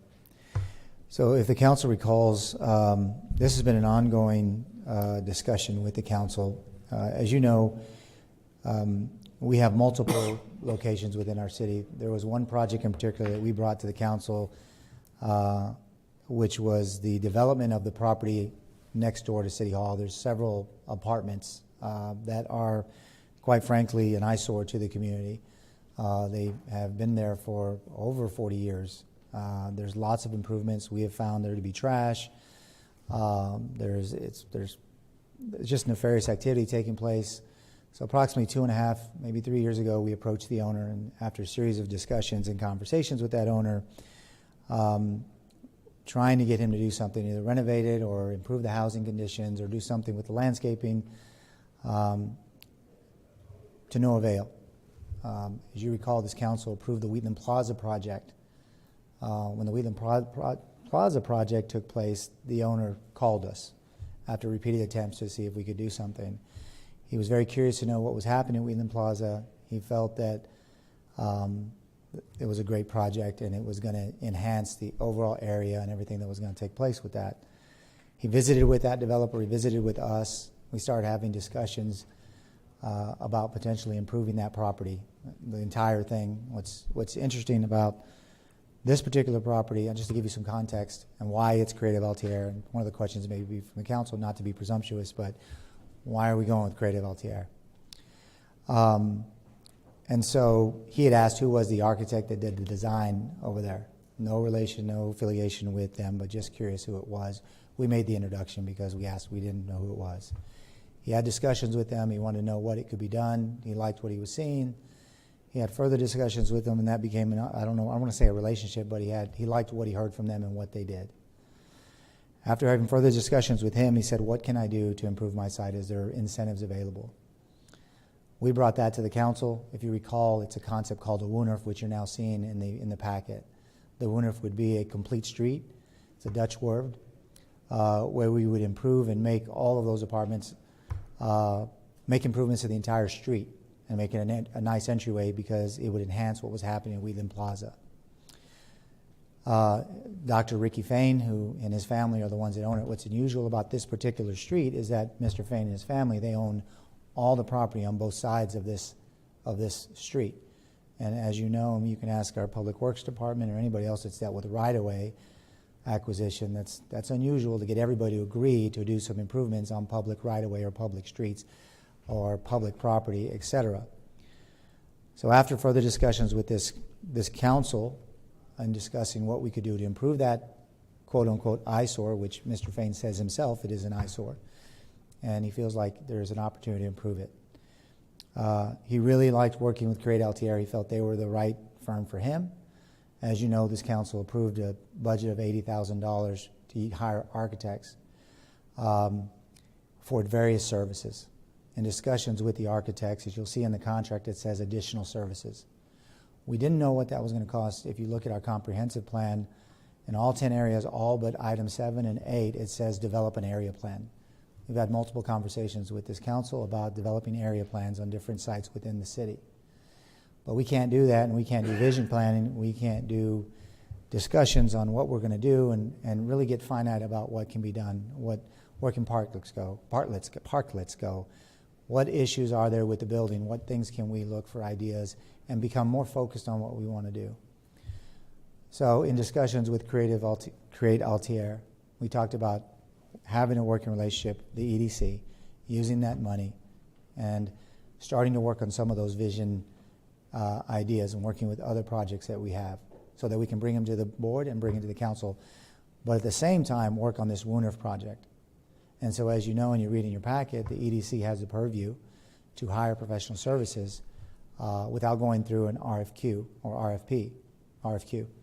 In fact, state statute actually employs you not to do it, and if that's the question before this council as to why we're going to create the LTR, that was the reason, that was the context.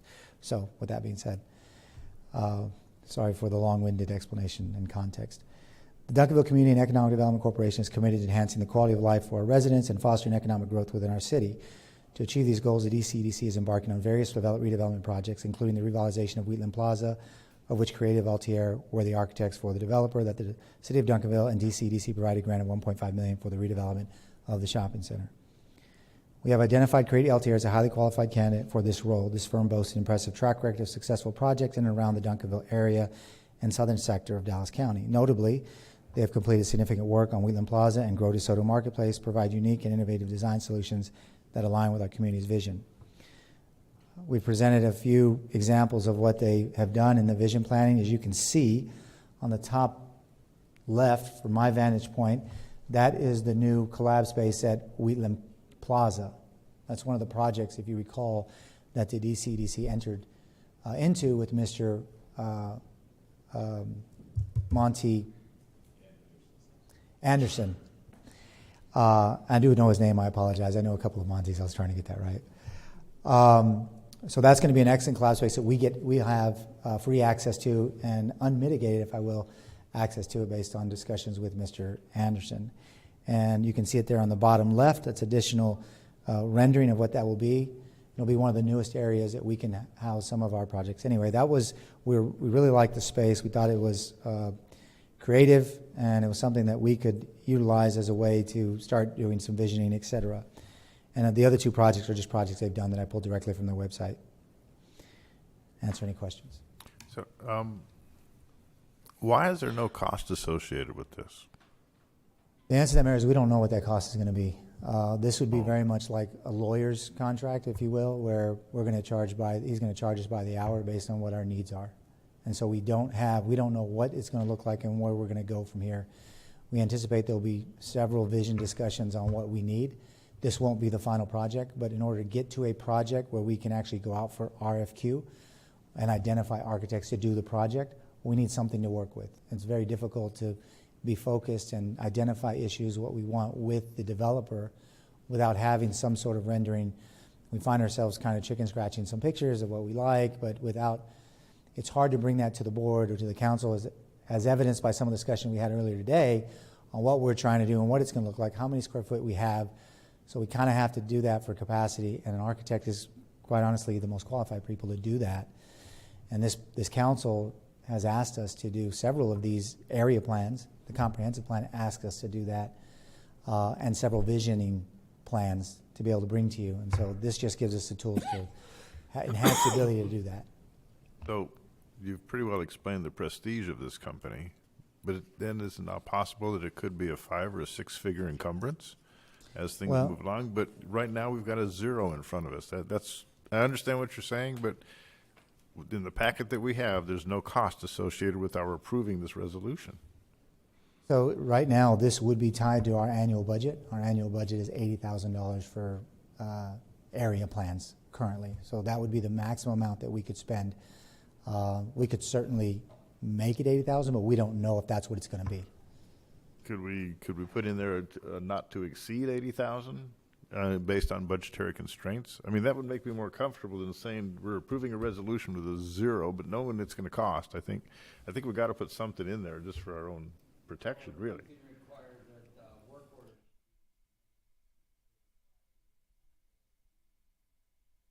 Could do that as well. Yeah.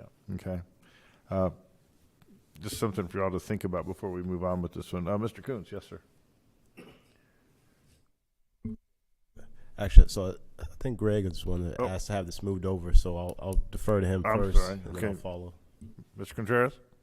Yeah, well, I learned a lot from what I read by your presentation, so I appreciate that. The reason I asked for it to come out of consent so we could have a discussion, as it turns out it's more eye-opening than I thought. But I'm concerned about, everybody was excited when we heard that there was a possibility from day one that something could be done with the Fain properties. Those have been an eyesore, and any opportunity that we have, we certainly want to look at it. My concern is that I'm not economic development, so I'm going to throw out terms, but you correct me if I'm off track. It doesn't seem like we've done any kind of feasibility study to understand that what we're about to invest in is actually something that's going to work. It's like we're putting the cart before the horse in the way I think. And that could be wrong from an economic development standpoint. So help me with that, because I think right now, you did answer one big question for me, because I was concerned about where the money was coming from. Because of our straightening out our finances, I certainly didn't want to be spending any amount of money that was going to be unbudgeted. so that we could work on a project that we didn't really know much about where it's going to end up. Now, having said that, you just said that this is going to be paid for out of money you already have. So this is not coming out of, we're not looking for another place to get this money from. This is in your budget, is that correct? Correct. Okay. So, but I still have a feeling that I'm not sure we're ready for this project yet. I don't want to throw the baby out with the bathwater here, but it's a vision right now. It's a vision, and I know you have to start somewhere, but I'm just not sure we know enough about it to even start to invest in it and support the investment in it without knowing whether this is feasible, and this is going to end up being what we want. So from an economic development standpoint, if you have something you can put in my direction to help me understand how I may not be thinking correctly about this. I'd be happy to, and if you'll humor me, just so for the audience's benefit. So obviously in the economic development world, you're absolutely right. You said the right words, feasibility study. In order to conduct a feasibility study, we have to know what the capacity of the project is. As I mentioned at the beginning of my presentation, we approached him 3 years ago, almost 3 years ago. And I want to say we nagged him, just like we nagged Wheatland Plaza. He's not the seasoned developer that Mr. Anderson is, obviously. Probably one of the reasons for the hesitation on getting it redeveloped and redesigned. We probably have multiple owners of properties that aren't active developers, as evidenced by some of the blight and some of the deferred maintenance, if you will. They're investors in property, and that's, for the most part, what Dr. Fain is. And so if we're going to spur development, if we're going to invest in our community and do those feasibility studies that you're asking for, we're going to have to spend some money. And so in order for us to get focused and have a vision plan for what we want to do, we know we're going to have to either partner in the way of a P3, and that requires an investment. This is not going to be $80,000 for this particular project. What this is going to be do is to establish part of that feasibility. Dr. Fain needs to know what finishes we expect, what type of project we expect, because we're the one driving this project, because we know that's an eyesore, and he agrees.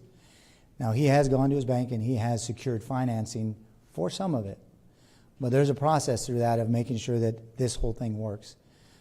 But if we're the one approaching him and we're the ones that want to get this done, as evidenced by my discussion with you, if you recall, in a previous meeting, and I want to be careful how I say because some of this occurred in executive, I was given the direction by our previous interim city manager to move forward. And so that's what why I'm here today. This started 10, 11 months ago when we actually sat down and said, okay, let's move forward. I brought it to you. And I'm here today needing to start that feasibility period with a minimal investment so that we can have some of those discussions and that vision. As part of these architectural services, we're also going to do the downtown re-envisioning through the town hall meetings to talk with the community. They'll be providing some illustrations for that as well. Mayor, we're here to talk about the contract. You're talking about stuff that goes way outside the contract, although it's related to the contract. So we need... Well, yeah, I understand and appreciate that, Mr. City Attorney. I think what Mr. Garcia is attempting to do is give some concern or to allay some of the concern that Mr. Contreras has voiced, and I think he's pretty well on track to doing that because it leads to our hopeful eventual approval of the resolution, including something that it's going to be budgeted at around 80,000, and understanding what Mr. Garcia said as well, that the conceptual design would be prior to the subsequent feasibility study that you're concerned about, Mr. Contreras. So right, and I don't think we're still on the. I see it. I understand, Mr. City Attorney. We're still talking about how we as a council can move toward approving this resolution as it stands before us with some of the concerns. Hiring an architect. Sorry? Not deciding what the project's going to look like. You're hiring an architect. Right. Hire an architect. I think I got my answer. One last question, though. You mentioned in your slideshow that you said an architect and developer. Is that one and the same? No. There is no developer on this project just yet, only the owner of the property. Okay, and how, tell me if I'm out of bounds. How do we? You can pass them on. It's just like you hire an attorney. Just because you hire an attorney doesn't mean you have to use them. It just means you can use them, and they're going to charge you this fee. So what you want to do is, what I would think is, if you like the pictures that you see and the description that's been given to you by Mr. Garcia, and this is someone you think is going to add value based on what Gus is, you can approve the contract subject to, I still have to write the agreement. I want a fee schedule. As your lawyer, I don't have one. And then someone has to issue a work order, which I'd assume is the city manager, and then you cap the amount of money you want us, that you're willing to spend tonight. You can always come back and amend it. Because Gus doesn't know whether he's going to use $80,000 worth of time or $10,000 worth of time. You don't know, I don't know. So you need a fee schedule, and if you want a cap, put a cap on it. So you got money to do something else down the road when Mr. Garcia's in Arlington and Ms. Carter's here. So it's just like the night you hired me. You hired my services. I gave you a fee schedule, and here we are. So I don't view this as any different. Yeah. I've got several lights lit up here, but Mr. Finch, city manager, has some input, and I think it goes back to my concern, knowing that we got $80,000 in the budget, and so not to exceed. We can cap that with the language given to the city attorney to do as well. And in the package, what Mr. Finch has just shown me is that was it 200? 200 even. $200 an hour, not in $40. Was it? I'm sorry, Doug, just read it. Yeah, read it. So it says the consultant's compensation for basic services shall be based on an hourly fee of $200 per hour, not to exceed 40 hours per week, 160 hours per month. But in the spirit of the conversation, maybe you set a threshold and not to exceed just to help move it forward, and then you could revisit it. And that comes from the budgetary constraints that's been set already by the DCEDC. Okay, so following what I saw, Mr. Kuntz. Yes, sir. Thank you, Mayor. And that's exactly what I was about to point out, but that's fine. Yeah, so yeah, the professional services, and the city attorney, I am looking at the contract, by the way, so that's where my comments are coming from. But, so yeah, but this kind of gets back to where we started, is that, but there's a $0 budget amount there. Yeah. So but here in the contract, there's, it talks about $200 an hour, not to exceed 40 hours per week, is what it says. But, I remember we talked about this. Personally, I don't remember this body ever making a decision that, because I do remember there was maybe it was at a retreat or a workshop, there were different projects presented to us, and of course we were talking about small area plans. And this area, and by the way, I support the concept because that's in my district, but that was just one of different potential areas that we were considering maybe getting a small area plan done, and then this was one of them. But in particular, I don't remember even a consensus saying, okay, let's move forward with this particular idea. And so, I mean, we have not had any conversation about this concept in any sort of detail whatsoever. It's just been in presentations, and I guess I'm kind of, Mayor, just kind of where you started, kind of confused about what our decision is, what the action is. I mean, is this where we're giving them exclusive rights to this project? So if once we make this decision, if later on when we actually start to have a serious conversation about this and research it, and we decide there's another architect, are we handcuffed to this one? Asking me? Yes, sir. Yeah. Mr. City Attorney, do you have it's a valid question. This isn't a development agreement. This is an architect contract. He's going to draw some concepts of what may go in there, and then based on, I assume they'll be brought back to you all, and you go, I like this and hate that. Mr. Gus or Ms. Carter, go do a feasibility study because we really like that. And then you go out and do the feasibility study, come back and go, it looks like it's going to go gangbusters, and I got 3 people that are interested in it. Now you're talking. This is just an architectural kind of concept developer contract. This is not a development contract. It's just to hire an architect to come up with some ideas for you all to make a decision about so that you can move forward with revitalizing the Fain property. And just if I may add some color to that. So once we have some sort of concept, we would typically go out for an RFQ for each individual project and let different architects send us what their projects are, fee schedules, percentage, because typically larger projects are done on a percentage of the total project. We don't know what that project is going to be yet, and that's what you're talking about.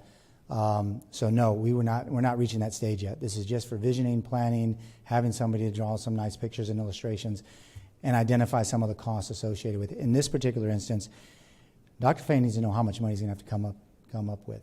And so he needs to know what the capacity is, what type of finishes we would require. That's going to be a collaborative effort just from a visioning standpoint, but we would not be executing, well, first off, we couldn't execute any type of project without bringing it to the board and then to this body anyway. So this is strictly for drawings and elevations and just kind of some visioning things for the board and the council to get to that feasibility point like Mr. Hager mentioned. Well, it's a $0 budget amount that we're making a decision on. But again, I kind of come back to the fact that I'm not sure. There are lots of areas of town that we need to do some envisioning and some of this kind of stuff on. And I don't know if we've actually had a discussion about which one we want to focus on. But we can amend this resolution to put an $80,000 cap on it based on the budgetary constraints already articulated in the DC EDC. I'm a little bit confused. I believe the EDC is the one responsible for doing those designs and visions and attracting those things. Maybe I'm remiss on that. Are you asking is that the council would be doing that, or? No, it goes back. We really got to focus on what the city attorney is telling us. What we are here for tonight is to approve hiring an architect. And what we're saying is we got concern over $0 being shown. So my thinking is we amend this resolution with the city attorney's language to say we're not going to spend more than $80,000 on this particular architect's contract based on the budgetary constraints because the DC EDC is going to be paying for the contract. Mr. Coons. So if we approve this tonight, what's going to happen next? The first thing that we'll do is contact Credit Altier and Mr. Fain, and we'll have a meeting and discuss, okay, these are the finishes, these are the expectations, this is kind of a visioning idea, if you will, a brainstorm on the Woonerf. That'll give us the ability to send them on their way and come back with some kind of idea. At that point, we'll probably have a follow-up meeting with the board and the council on what this project is starting to look like, where everyone's input will come in. It's going to be a very large project, as I mentioned in my discussions with you. And so it's going to require a lot of collaboration with not just the EDC, but the council on what that's going to look like, because it will be a significant investment that will require city and EDC. And so, as you know, we can't. And then on that's one project. The other project is we're going to have the downtown revisioning. So they'll be at that meeting to say, okay, what are the inputs from the council, from the community at the town hall? Another one is that's going to be coming before you is a project that we're looking at purchasing and how that's going to incorporate into the downtown. That's another one that we'll be looking at and having discussions on. You were my witness. I would never ask you a question because you answered it about 10 minutes yeah, ago. you did answer my question. The first question, what happens tomorrow, is I'm going to see the contract. That's what's going to happen tomorrow before Mr. Finch signs it, so that we do what it is you want done. And so what I heard was, so the next step is, okay, you're going to go to them with some envisioning and expectations is what I heard, right? Mm-hmm. Is the next step. So I guess we're not going to be part of that envisioning process or the expectations. So who's generating that vision and those expectations that you're taking to them? Because we're not having that, we haven't had that conversation. Well, initially, yes, that's what the DCDC's responsibility is, to come up with those initial discussions. And then once we have that, we take it to the board, because the board would have to have some sort of involvement and come up, just like we brought incentive package, is this something they want? And ultimately, this body has the controlling, they're the governing body. They can deny, accept it. We can also have a joint meeting. I mean, but there has to be a process started. We typically would not have the council come in and start engaging with them. We just wouldn't do that. That's not orthodox, if you will. We could certainly do it if you wanted to do that, but I think that would be getting a little bit in the weeds, so to speak. But I mean, certainly, if this council wanted to do that, the city manager directs me, I'm going to do it, at least for the few days I'm left here. And I guess, and I apologize for all the questions. I'm just trying to have a clear understanding of if we approve this, like what is this? What's the action? What's the resulting action going to be? And but again, what we're approving, it's got a $0 amount, so I'm still kind of confused about. But we're going to change that. We're going to change that. Yeah. So I'm looking at how these popped up. Mr. McBurnett next, and then Ms. Gooden, then going back to Mr. Contreras. Okay. Thank you, Mayor. Hey, as the city attorney said, this is just a contract for architect. Why does the 4B ask for this? Because part of our purview, based on the comprehensive plan, is to stimulate and initiate projects. So would you also say that it's because 4Bs are designed to be cut through red tape and actually get things moving? I mean, that's the advantage of a 4B. Very broad statement, but it does have that power to cut through red tape. Right, Yes. and so it's simply that. So, Mayor, I'm making the motion to approve it. We do have a motion to approve. Is there a second? Who was that? Karen Cherry Brown. Second by Councilmember Cherry Brown. So we can, we do have that motion, and there is options within my purview as how to run these things in terms of not conforming to Robert's Rules of Orders, but even though there's a motion, we can still have further discussion before we take the vote. However, based on what I've heard, how I'm personally feeling, before we take the vote, I'm going to turn to Ms. Gooden and Mr. Contreras and say, are your follow-on questions so substantive that you can't vote at this time? Ms. Gooden, you could. Mr. Contreras, could you vote? Well, I'd rather not answer that question like that. I'd rather ask my question, my final question, and then go forward with a vote. I'm not trying to derail the motion. I have a question on the table. Another council person made a motion. Well, two council members still had questions to ask. There's still discussion going on. Well, there's one acquiescence that Ms. Gooden says she's able to vote, and well, I'd like to ask my question. it puts me in a pretty difficult situation here in terms of, well, we don't have Robert's Rules of Orders to conform to, but Mayor, let him ask. Yeah, help me out, If because anyone says point of order, then we'll take it up then.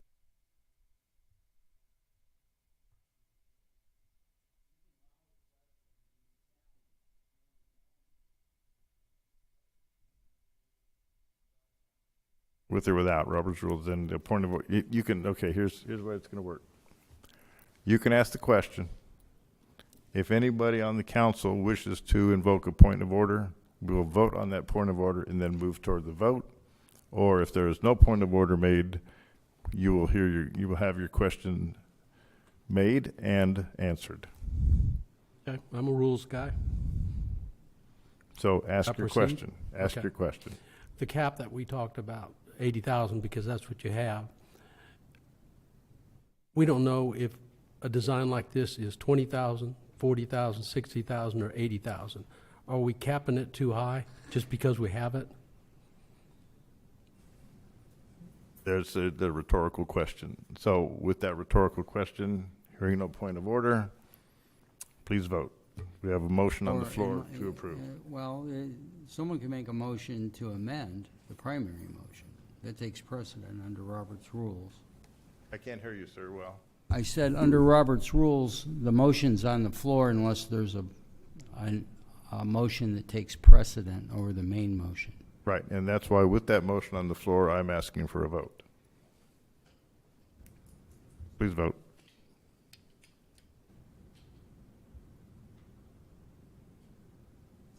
We have a motion. Mr. Kuntz, you're abstaining. That's acceptable. We are voting to approve this resolution and incorporating a cap of $80,000. And incorporating a cap of $80,000. That's not what I heard. It's not what I heard. Mayor, I think the city attorney is asking the motion be amended as such. Whereas I'm gonna. He said it made a motion to approve. We got a second. There was no. You mentioned $80,000, but that was not. That was my understanding. That was encompassed in that discussion. That what the intent was. It was encompassed in the discussion, but not the motion. What I'm gonna say, I trust that our city manager is gonna do without capping it. I think our city manager and Mr. Garcia and his time and Ms. Carter are gonna work within reason, so I don't really see a reason to cap it. So we have a motion. This is healthy stuff, folks. It really is. So the motion without an amendment is on the floor to approve the resolution as it stands with a 0 on it.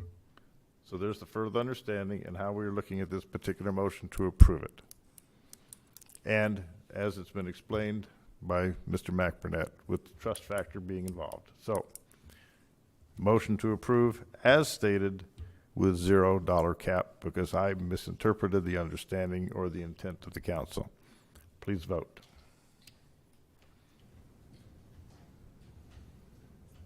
The motion is approved with Mr. Contreras and Mr. Kuntz dissenting. Thank you very much. And thank you for a healthy discussion.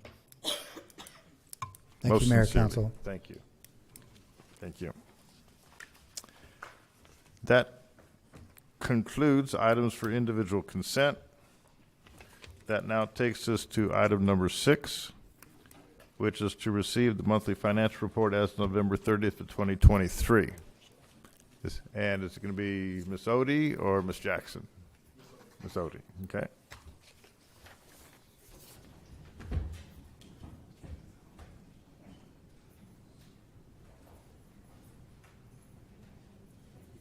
Well, good evening, Mayor and Council.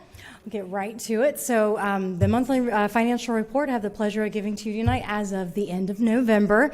November being the second month in the fiscal year, so that puts us at a pace of 16.7% of the budget.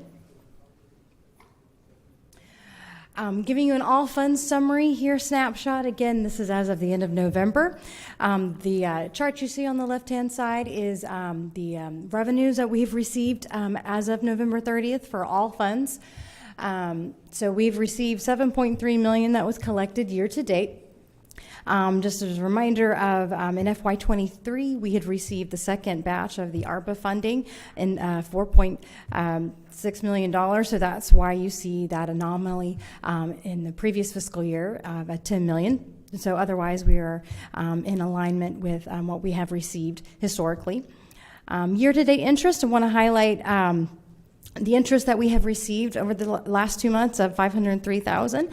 This is a big deal for us as we have been tasked to Ms. Hickman and working with our investment consultants, being able to aggressively go after different investments and putting high yielding rates at use. And so we have been able to start earning some interest income that we haven't seen in the last couple of years since COVID.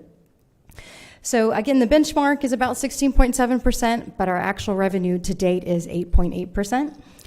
On the expense side of the house, we have expended $10.8 million to date. Again, that benchmark is 16.7%, but the actual expenses made comes to 9.8%. On property and sales tax, as you know, property tax accounts for over 50% of our total general fund budget. In the month of November, we received over $842,000.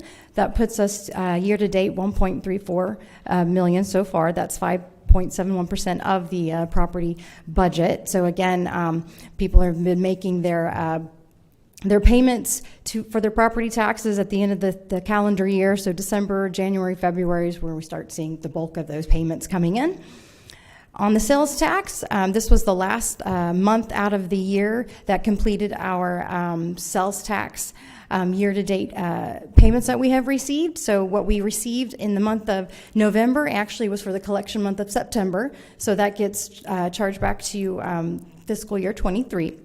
But overall, our sales tax had trended 2.17% over the 22 fiscal year.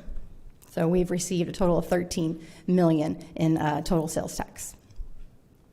Just to give you perspective of the region, so you can see how we compare to the best Southwest cities. Again, as of the end of September, we received, again, the payment in November.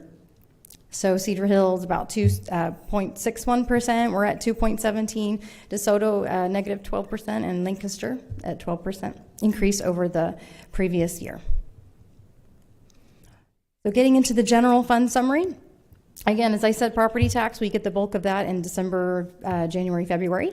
But as you can see, overall, in revenue that we have received is in alignment with the previous 5 years. Again, sales tax is collected 2 months behind, so December is when we'll see the first revenue for sales tax. Franchise tax, that's received on a quarterly basis, so we won't see that revenue until January. Again, the benchmark's about 16.7, but our actual revenue is 5.4% to date. And again, highlighting the interest that we've earned year to date just in the general fund alone is $219,000. On the expense side, not much in terms of expenditures, payroll, salary, benefits. That's the bulk of the expenses that are going out the door as of this point in time. Our actual expenses year to date is 12%, so that's under that benchmark. And just from a tabular view, this is in your packet here for those that like to see more of the table. It's the same information, but it's broken down into the different categories and expense categories. For just a fund summary, end of balance here. So the actual beginning fund balance right now sits at $14 million, but that number is going to continue to fluctuate as soon as we get the FY23 audit complete. Those numbers are going to continue to fluctuate. But just to give you an idea of what we targeted, our ending fund balance for the fiscal year 24 is about $16 million. Going into the utility fund, the revenues that we've received year to date, about $3.56 million, but this also includes funds that will be accrued back to September that were we received in fiscal 24, but it was for September cycles, so that will be adjusted when you see the December report. On the expense side, again, not much expenditures other than salary and benefits at this point. So the expenditures are at 7.6% of the budget. And to show you our water loss at this point for the last 12 months, on average is about 27.5% based on what's been pumped versus what's been billed. And again, just showing you the table format here, same information broken down in the various categories. Yeah, Ms. Ote, Yes. I have a question. Sure. Could you go back to the water? Mm-hmm. Okay. Explain how there's a gap, and then there's two areas like in February and September where those are right upon each other. Sure. Now, this is not, going to be exact in terms of, day to day, matchup, but so the information that we're gathering on a monthly basis, so there's the pumped, so what we know we've pumped into the city, what we've pumped into the tanks, is comparing what's actually been billed in the cycles to the customers, the residents, as well as the commercial, all of the customers. And so, you're going to kind of see that gap as you go along, and sometimes they're going to be closer in nature, but on average, so I kind of look at a 12-month time period, will just show you that we're consistently losing about a quarter of the water based on what we pumped versus what we actually build. And that could be for a number of reasons. There's various repairs and things that we're making, and older infrastructure, older meters, that sort of thing. So it's never going to be zero. There's always going to be things that are happening, but it just kind of gives you perspective of what we show we pumped versus what we show we build. And I know it's hard because we really haven't had records and stuff. Mhm. So what would you think the average would be within the last year or the year before last? Ask your question again. I'm sorry. What the average is between? It might be more of a Matt Bryant question, Yes. but what's the average was? I mean, we're at 27.5 based upon this. Where were we last year? Where were we the year before? Is there any trend? Absolutely. Well, we can follow up with that specific information, as I do not know that.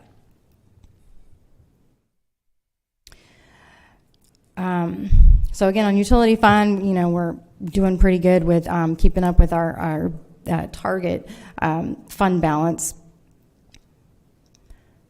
And just some highlights of some of the other funds. So in the hotel motel tax fund, we are over that 16.7% benchmark, and that's mainly because we did pay out some grants in November. We paid to East Bossier, we paid the final performance grant to the Hampton Inn, and as well as the ALW for the Duncanville Football Classic.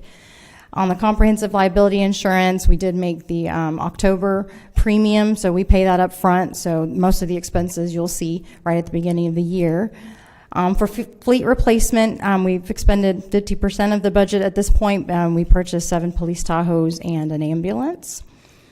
And then just some highlights on the capital improvement projects. As you know, as you heard earlier, that we did get that temporary permit for the fire station one. So we have spent $8.8 million to date on that. On Swan Ridge, that's on target, and we're expected to complete that in March. Daniel Dale Road reconstruction is substantially complete. Just some landscaping still remains. Again, this is as of the end of November.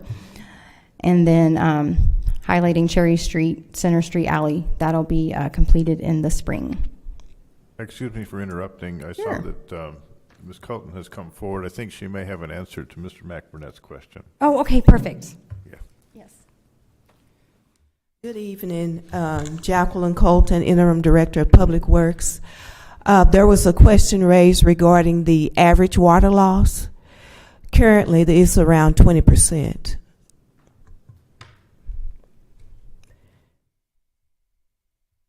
Yeah, thank you. And then, so it relates to billing. So we've got still kind of a difference, which I think is kind of significant in terms of that. One of the reasons for the February purchases and consumption being nearly the same is when there is a freeze and there is water loss, such as what we have experienced the last 2 years, there are often adjustments made to billing to delete, some of that water consumption from the customer's bills. So that would tend to have an effect on what was billed versus, the water used. Did that answer your question? I just think we need to move on. But Okay. Thank you. Thank you. Okay, Mr. Coons? Thank you. I just had a question about the fleet replacement. So Sure. we're at 50%. Is that we on track? I mean, is that about where we should be this time of year?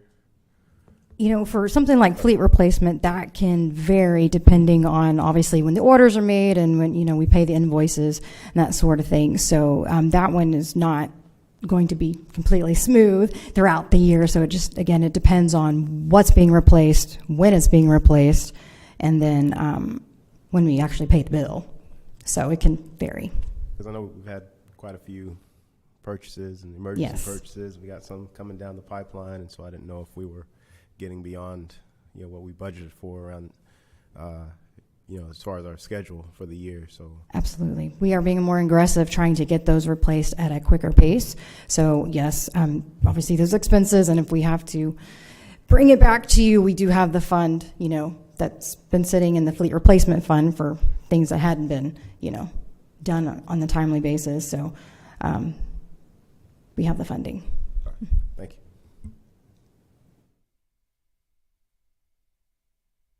And that's really it from a high level view here. So any other questions? Ms. Gooden. Quickly, I noticed that this was November. Yes. And I know we've normally done a month back. So is there a reason why we were reporting 2 months behind? This would have been in January, but we canceled that meeting. So we're targeting 45 days after the closing of the month, and the timing of being able to prepare the agenda and the report and everything, it's about the second meeting after that we are presenting it to you. But we had planned to do this in January, but because that meeting was canceled. Okay, So we'll be doing December next meeting. Perfect. Thank you. Thank you. Seeing no other information, questions, we're going to recess, go into executive session. I will read the item for the record. City Council shall convene into closed executive session pursuant to Section 551.074 of the Texas Government Code. Personnel to deliberate the duties of city manager under the Home Rule Charter pursuant to Section 551.071 of the Texas Government Code, and financial and security audit pursuant to Section 551.076 of the Texas Government Code to seek legal advice from the city attorney and special legal counsel on the same topic. So, city secretary and citizens, we are going to recess in just a moment. City council, we will move into the briefing room and we will adjourn from the briefing room. So the recess time on city council, city secretary is 9:30. Thank you.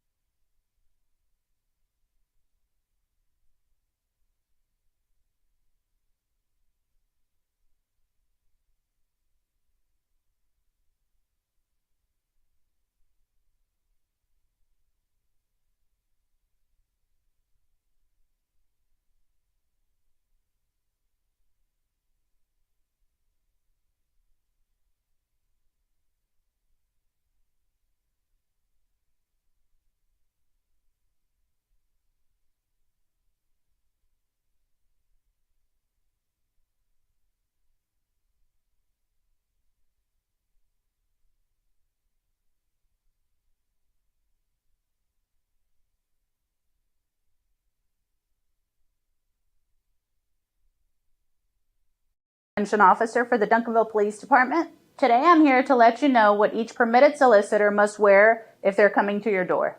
We have recently received several reports of suspicious people impersonating city or utility company employees.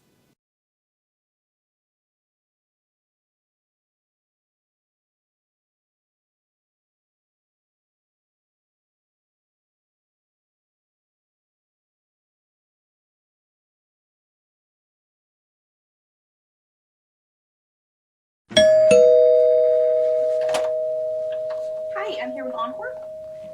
As a reminder, each permitted solicitor should be wearing a reflective vest like this. The vest should display a pictured ID on the front side and a permit number on the back side. As always, if you see a suspicious person or suspicious activity, call 911 and report it immediately.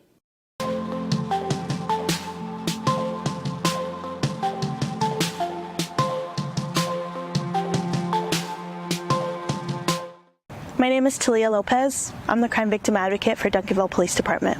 Crime victim advocate, what we do is that we help and support victims of violent crimes with education, information, and further resources.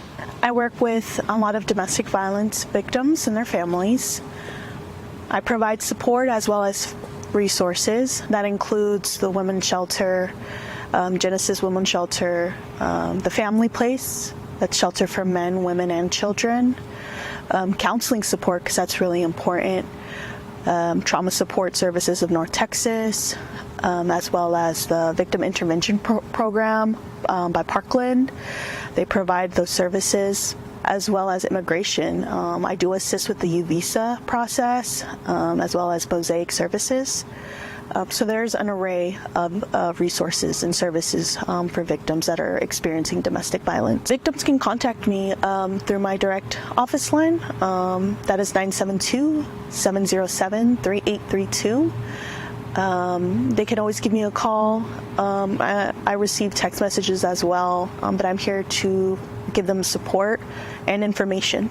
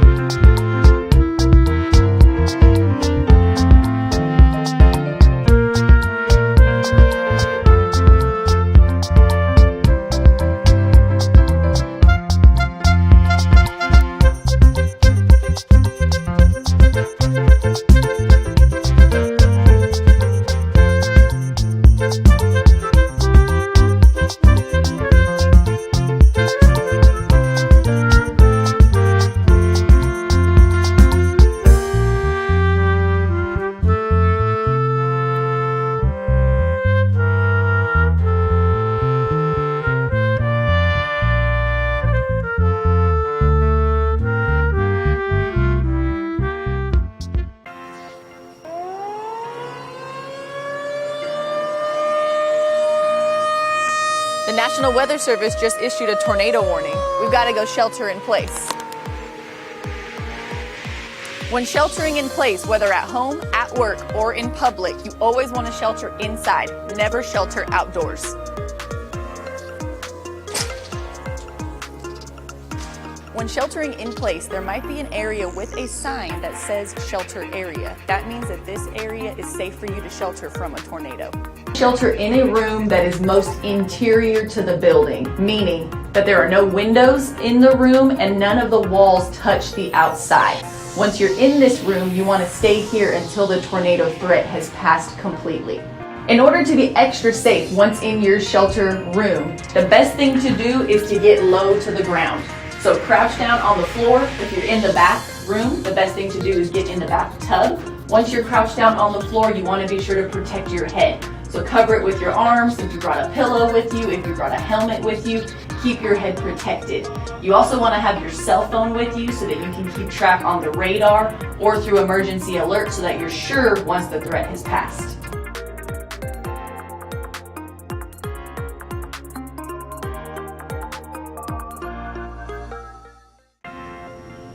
Today we're going to talk about how you can prepare for disasters before they strike. The first step is to get your family or your household together and talk about emergency planning. The first step there is to identify all the hazards that we face living here in North Texas. And it's no surprise to anyone that the list is very long. So identify those hazards and talk about how you would respond to all of those. The next thing you want to do is create a family or household communications list. Doesn't have to be a long list. The best thing to do is actually write it on a smaller piece of paper so that once you write down all the contacts you need, you can fold it up and put it in your wallet, in your backpack, or even keep a copy in your car. It's really important to include all the contacts.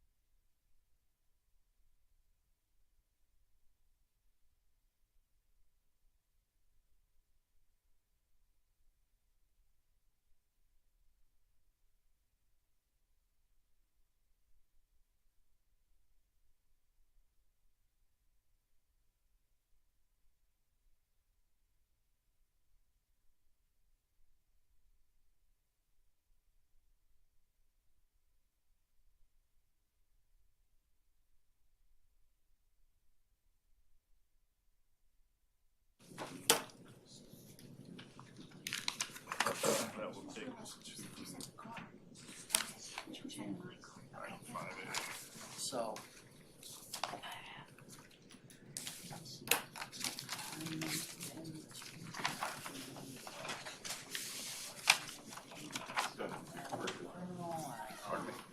We're good. Good. Okay, we are reopening our city council meeting for February the 6th. The timestamp on that is 10:41, City Secretary. And with the completion, going back to item 5A, take any necessary action as a result of executive session. There is no action to be taken as a result of executive session. That's item 5A, items for individual consideration.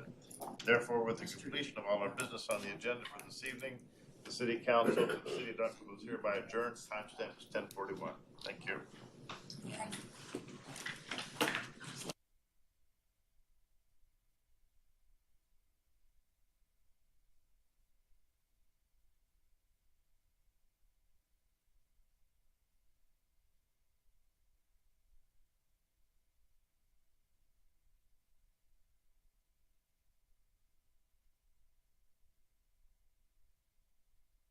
Have pets, also remember that you need to make a kit for your pet to include food, water, copies of their vaccination records, maybe even a toy, so that when you leave with your pet during an emergency, you have stuff for them too.